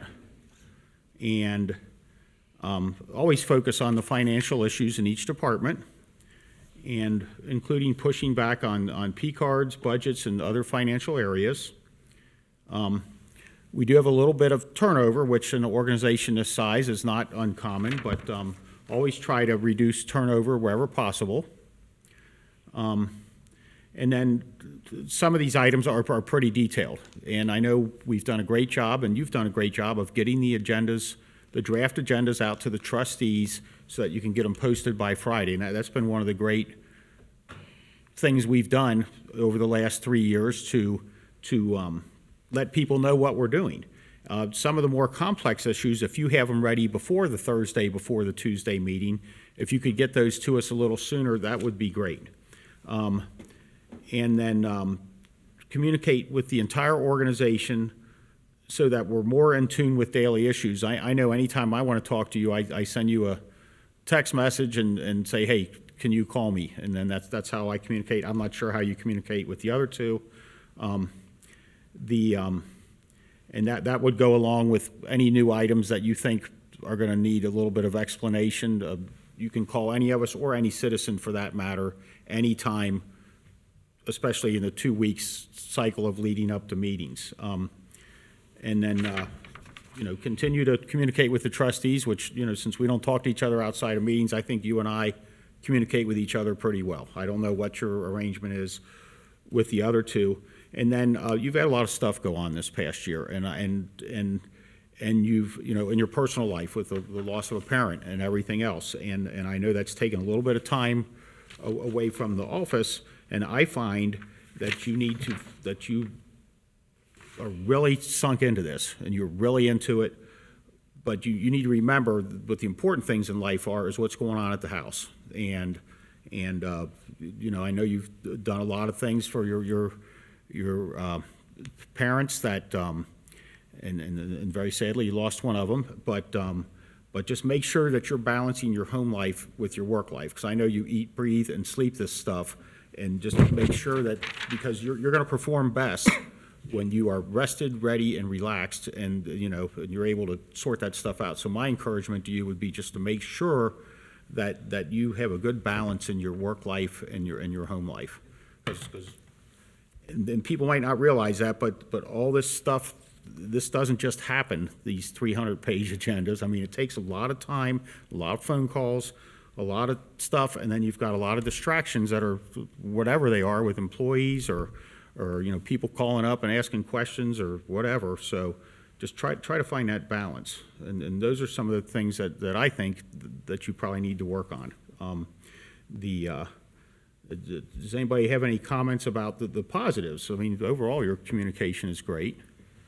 I think you do pretty well. It's clear that you do listen to the trustees occasionally. This thing with the facility study, I mean, you've heard that, hey, we're all three a little bit, let's not spend too much money on it, or let's spend the right amount. And let's make sure we prioritize things. Boy, you have developed quite a communication skill with all sorts of people that are involved in the township, whether it's Duke or Rumpke, or especially the school district. If you look at the last 3 years where this board of trustees came from with little or no communication with the school district, and now every decision we make that would affect their revenue, you're on it. And in fact, earlier tonight at our TIRC meeting, the treasurer of Northwest Local School District was here, and it's just, to the person sitting at home, they they see all these different levels of government. I want them to know that we are communicating with the different levels of government. And that's a big thing. Our strategic plan, that's something this township didn't really have in the past. And since nothing at all happened different in 2020, but you still managed to get a lot of it done and develop a plan so that everybody kind of knows what direction we're heading under your leadership. And planning is certainly one of your strengths, and it's something you really try hard to do. And your ideas are great, whatever. But it's really clear that you love your job. And despite the criticisms you take, which are, you know, if you get a criticism from one of us, you hear it right here. I know there's a lot of stuff you put up with that we never hear about. You know, just nice phone calls and nasty ones and everything else. You do have good working relationships, and you're almost up to the level of where Trustee Insco was in promoting the township. You really do a good job of letting people know that Colerain's a great place to live. And you have quite a bit of personal and professional discipline in holding to that plan. The strategic plan, if you hold it up, it's sitting right there in front of you for those at home that have never seen it. You do provide innovative leadership, and you're not afraid to tell somebody, hey, you need to step it up or improve, or hey, you're doing a great job. I think you do both. The whole business that's gone on with the pandemic over the past year, you've really been able to pivot around that and work to do different things to help out and you know, get some vaccinations set up, get the USDA Farmers to Family event set up, and just different things to help people, because frankly, there's a lot of people out there that are struggling right now. And I want you to know that here at the township that we're doing our best to help out in whatever little way we can. And while stuff like the USDA Farmers to Families program might not mean, some people don't even know what it is, but I'll bet it means something to the people that came through and got a week's worth of help out of it. You do a good job juggling the three trustees, because as I criticized you for in the beginning, why would anybody want to work for an elected board? With three different personalities, with three different ideas, but you do a good job of connecting the three of us and trying to get, like you said, your job description is count to two. And if you can count to three, that's great, but you do a good job of intersecting us all together. And you know, for instance, on the litter topic, you know, and that's something we're making progress on. We're making progress on everything that we discuss, I think. And you know, that would kind of be summed up as by saying you're able to coalesce the independent ideas and goals of the three trustees. So you know the items to work on, and you know, just especially with the you know, you went ahead and got Plattenberg, which was good, because I want things that 0 equals 0 at the end of the day. And like I described my personal situation where I was $40 off last year, but you know, that kind of stuff, we got that resolved, and that's great. And just, you know, make sure you're communicating with the trustees and balance your home and work life, and then all the other stuff is kind of good. Did you guys have any comments or? Sure. That's summarized pretty much. You know, you work hard, very hard. We all know that, because sometimes you send emails like in the morning. I don't know when you wake up, but early morning. Summarize all the things. The major thing that I really admire you understand our visions. We're three different people, but we all have one common goal: how we make the Colerain Township a better place to live. Okay, and how they present each, Dan, Matt, me, our visions could be different, but you all put together. You understand each one of us vision, and you put them together and make like a strategic planning. And the strategic planning is very, very hard to make. You know, it's a thought process. It's you create by the working with your leaders, and synchronizing them. You know, that's good. Like your achievement shows what we start, the primary thing, all the trustees, the community, we had that town hall meeting, we focused on sidewalk is a priority. Everybody voiced it, sidewalk. You are making it happen now. All this agenda today, major portion of it about sidewalks. And you go after how to get the money. And same thing, and the last trustee meeting I said, you're connecting now, never happened. Like Dan said, you connect to the school board, you connect to the chamber, you connect with all the communities together, you go and talk to them, and that is a great strength. I'm looking forward in 2021, all our dreams will come true. What we talked about will come true. I strongly believe it's going to happen, and you did a great job. Well, it's hard to follow all my dreams coming true next year. That's quite the, yeah, it's quite the bar. Mr. Mills, I appreciate a couple things that I very much appreciate. I don't know if people know this, but we meet pretty much without fail weekly, and sometimes that phone call I know runs over an hour and 15 minutes, and sometimes it's stuff that probably you've told me before, and we're going to go through it again because I didn't write it down in my little book or something. And I appreciate you walking me through some of the things that I don't know. You know, and I think the other two trustees mentioned that you're responsive to the trustees. I mean, I told you I wanted this farmers to families, and you took it and ran it. I mean, the whole department, the whole township ran it. I mean, I was happy to get it once or twice. I'm thrilled to have it 8 or 9 times. And I mean, it's at a time when our folks really need it. You know, one of the things I really talked about early on, and then COVID kind of threw a wrench in it, but you sent me the email about it, is that we're having the government course, and I think that's fantastic. You know, I think it's Thomas Jefferson that said that education is the most important variable in the survival of our democracy, and I certainly think that fits the local level as well. You look for outside-the-box solutions. You're a government guy, but you don't always look for government solutions, and that's kind of a rarity. Usually if people are bred in the bureaucracy of government, that's the kind of response they have. Because if you take a risk and go outside that lane and you fail, you get crushed for it. And if you're successful, no one really talks about that success. But I appreciate that risk-taking on some of that stuff. One of the things I said, too, is that you build capacity. And by that I mean that you're rising the boats to the top level. That you know, that I feel like after I talk to you on our phone conversations, I go back and do something else. I want to do my job better. And I assume that probably is something similar with a lot of other folks. And one of the biggest things is the long time horizon. Government is a business where if you have a long time horizon, you'll have a long resume when you go to the next job because we look for immediate results. The problem is immediate results aren't always the most optimal decision. I think that looking in the long time horizon, and I appreciate that you work with us in doing that.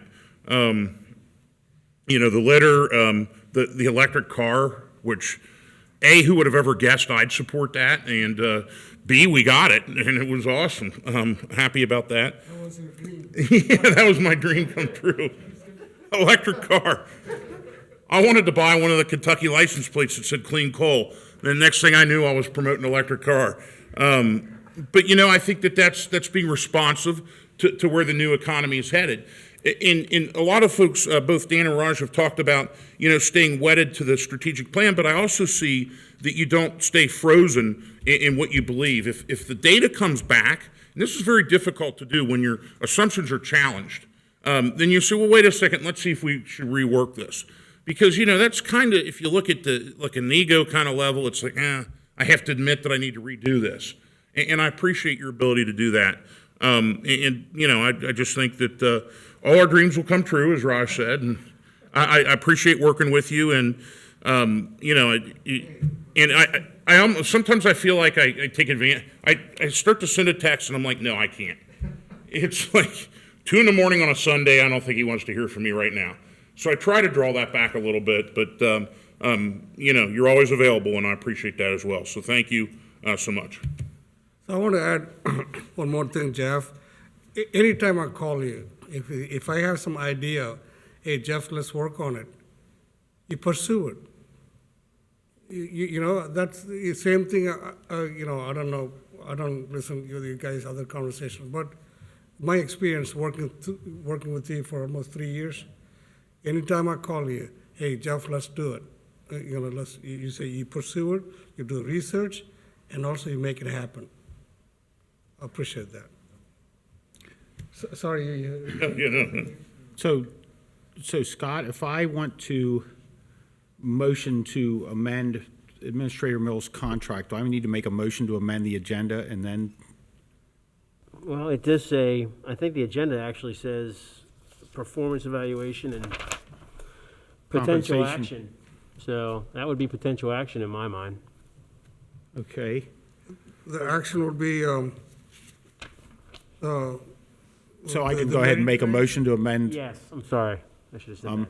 So you started about when Raj and I did, and you've gotten a lot done here, and there's still plenty more to do.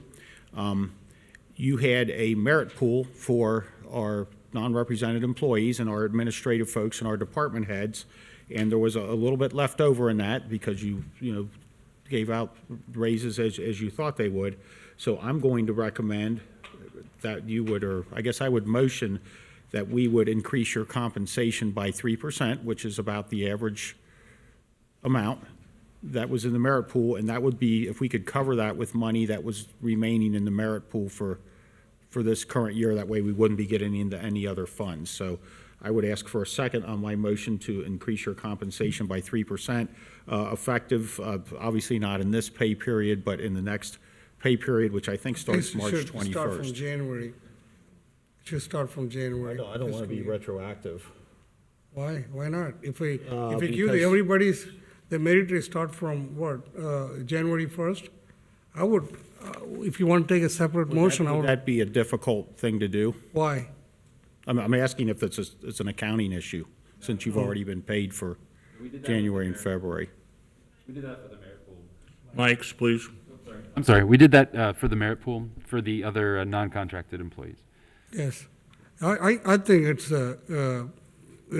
we have to, if we give them, because of the COVID situation, we can do it last month and everything going on.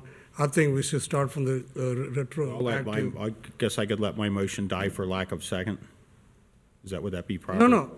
Let me, I don't know, the motion is, Well, I wanted to- you're raising 3%. Right. Okay? That's what 3% raise. Is there a second motion, you need another motion to retroactive thing? Just Or withdraw your motion, and we'll make a new motion. We'll make a Retroactive. new motion to increase pay 3% retroactive. That's fine. Is that in the middle of a pay period, January 1st? No. I don't know the paper. No, it's the beginning of the, Or was it January 2nd was when that pay period started? Well, that was that 27th pay debacle, and I forget when, if it started January 1st or January. Actually, it may have started January 1st.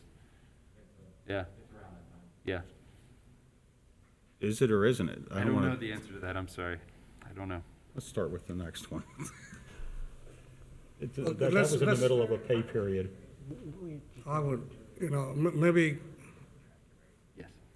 I think we should probably just do a motion to execute an addendum to his contract and add it to the current contract, because he's a contracted employee. So, His question, yeah. And that's I think what Mr. Unger's motion is, and I think Mr. Rajagopal seeks to amend that motion, which is a secondary motion, which can be voted on. yes. So if you seek to amend Mr. Unger's motion, then that can be voted on. If that dies, then Mr. Unger's motion would move forward. okay, let's make it clear. The first motion, you just had a motion, So for a 3% increase. 3%, we will go and pass that, okay, whatever, then amend the second motion for when the starting period is. Your motion amends his. Yeah, he our motioned motion, to then start at the amend. next pay period. Your motion is to amend that to start at January 1st. January 1st, Yes. okay. And is there a second to your motion then, Raj? All right, gotcha. All right, I don't think I can second it. You can, if you, I mean, if you want. so let's start his motion. You already had a motion on the that floor. we I increase- second it. Just go ahead and just withdraw the motion. Withdraw and have a new- I'll withdraw the motion and let Raj make it. There you go. Scratch. I withdraw my motion. I just want to make sure it comes out right. Okay, we have one motion now. We have no A motion. motion, huh? We have no motions. How about the 3% raise? How are we gonna do that? I'll motion to increase Mr. Mills' salary by 3% effective January 1st, 2021. That's it. I second it. Any discussion? No, Any discussions? I've discussed it. We're compelled contractually to evaluate you every year, and this will be your evaluation for this contract period. Thank you, sir. And Is there gonna be a vote? There needs to be a vote, right? Yes. Okay. Yeah, We're yes, just having a discussion for it right no discussions? Right? No, I think I've said all I.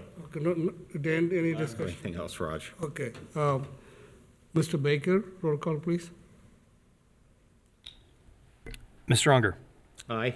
Mr. Rajagopal, Aye, Mr. Waller. Aye.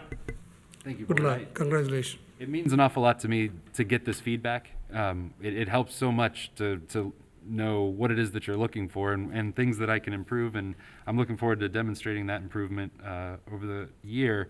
I'd also just say that we have such an incredible and special collection of people in this township that work every day to provide the highest quality service to our residents and businesses. And from our department heads all the way down, we're really fortunate. Not everybody has this talent, and that makes it a whole lot easier for me to do the work that I do.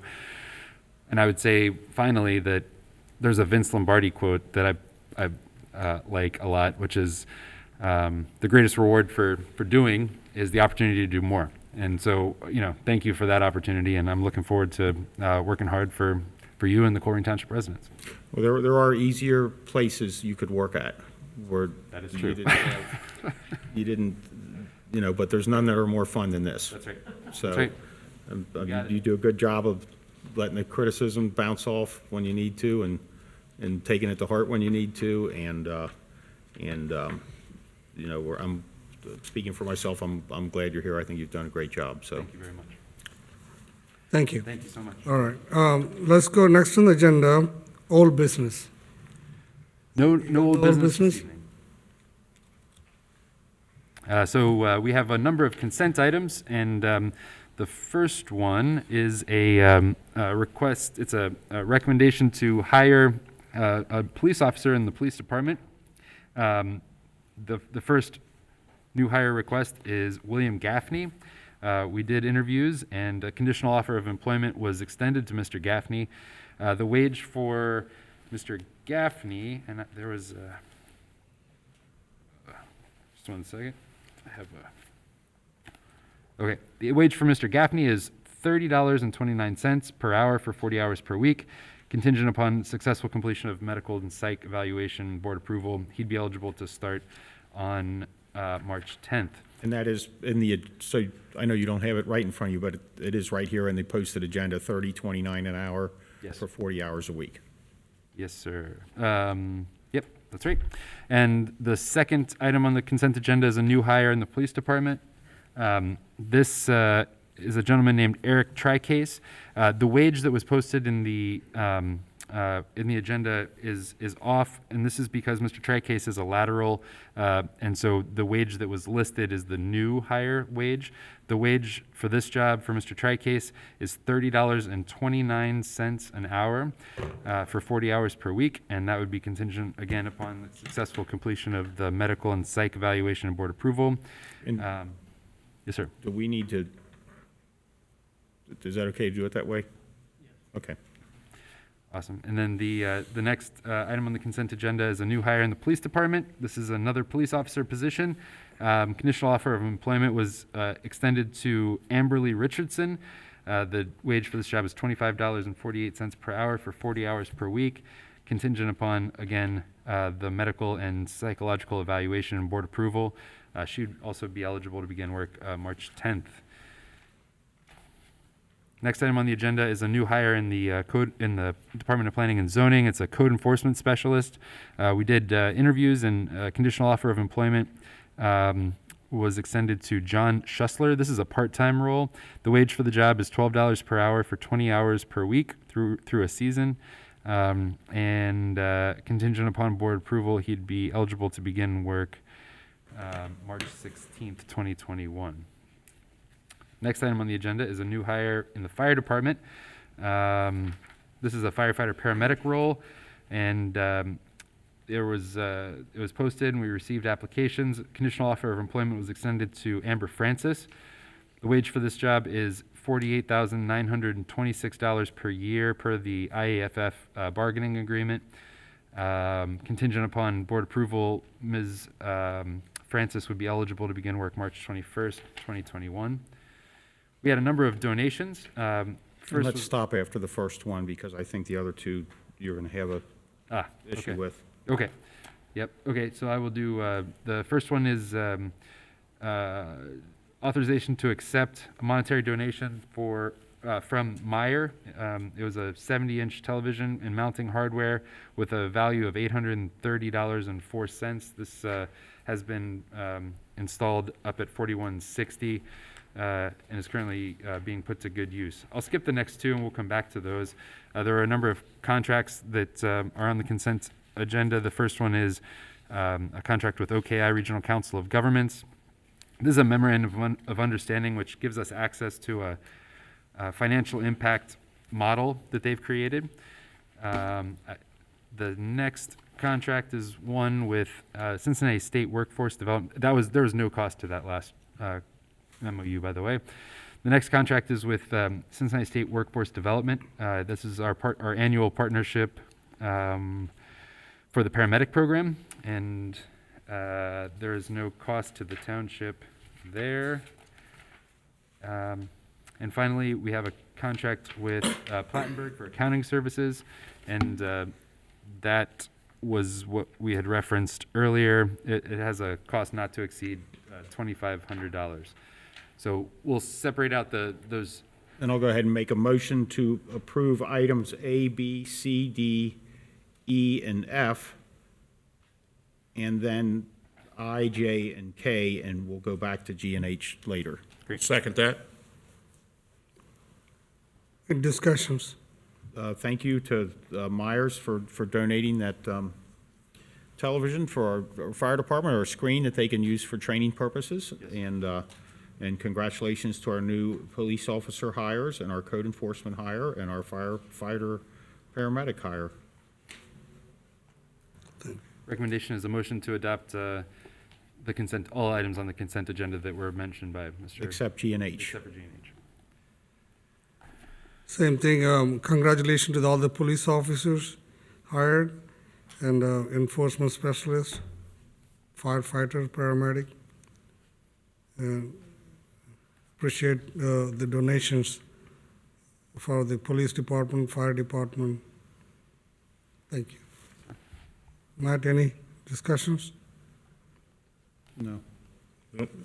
So, roll call, please, for the items A, B, C, D, C, E, G, and H. No, we're not going to do G and H right now. Oh, okay, all right, F, Everything but G and H. okay.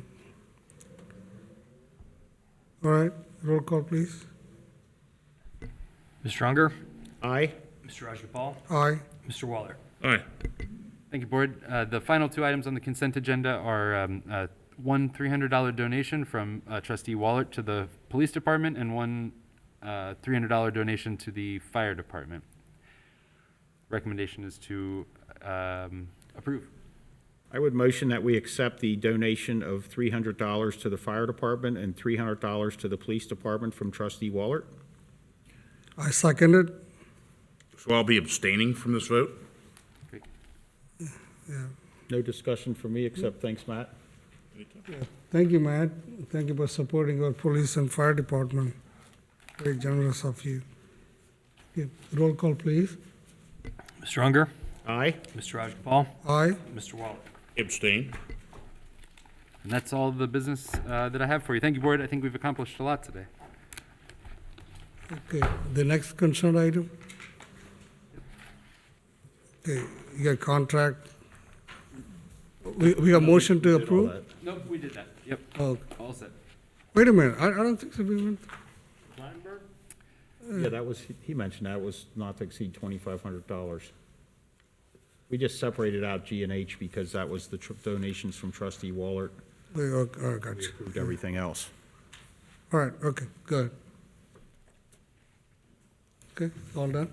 No fiscal officer report. Yeah, fiscal office report. Thank you, Board.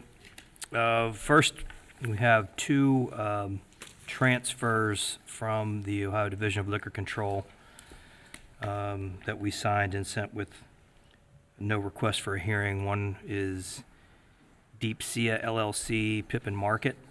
The other, Fiesta Navidina, DBA La Piñata Mexican Restaurant. And one new request for liquor license from the Division of Liquor Control for Louise Boyle's Colerain Incorporated, DBA Louise Cajun Seafood. Quickly on public records request, we kind of got to a milestone this past week by fulfilling our 30, I don't know how you would say this, we got to 3,500 public records requests that were filled since April 1st of 2018. That's a total number of records, not HR numbers. The HR numbers were actually 1,420. So we've done quite a bit. We're down to only 18 active or open unfulfilled public records requests, and those are all from 2021. So we've done a very good job of getting caught up. And then lastly, I would just briefly like to address, if I may, a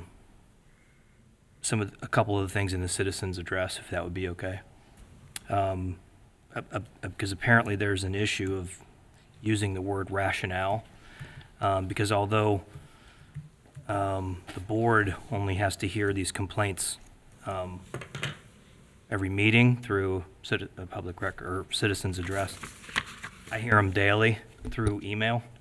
So the reason that we use the word rationale when we describe motions and resolutions is because the actual Webster's definition of rationale is a set of reasons or a logical basis for a course of action. That's the reason we use the word rationale. And also, in the attached letter, the last paragraph of the citizens' address mentions that there's an issue with approved minutes. When, basically using the word rationale and that there's not enough information there and it's kind of copy and paste and so on and so forth. I can assure you that when there is discussion, discussion is in the minutes. And good example of that, there'll be about a 50-page minutes from tonight's meeting. But anyway, I digress. But the instance that was attached to this from the management letter, I'd just like to quote one sentence in the actual example that was given to us to read. And that sentence says, "Those minutes are not required to be a verbatim transcript of the proceedings, but they must include enough facts and information to permit the public to understand and appreciate the rationale behind the public body's decisions." And then the last thing I would like to mention is this is from the minutes of the Land Use Committee. So this isn't comparing apples to apples. It's apples to oranges. And so the minutes that are provided by this fiscal officer for trustee meetings has the pertinent information that is expected by the Ohio Revised Code. And that's all I have to say about that. That's all I have, Board. Thank you, Jeff. The next on the agenda is executive session, if needed.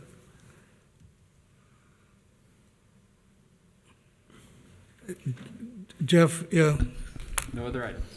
okay, no executive sessions needed. No executive session. Okay. Then we call for the adjournment. We have a motion to adjourn. I motion we adjourn the meeting at 10:20 PM on Tuesday, March 9th, Second. 2021. Second. The Board of Trustee meeting is adjourned. Vote. Vote. Vote. A vote. Call for the vote, please. Mr. Unger, Aye. Mr. Rajagopal, Aye. Mr. Waller. Aye. Meeting is adjourned. Thank you for coming.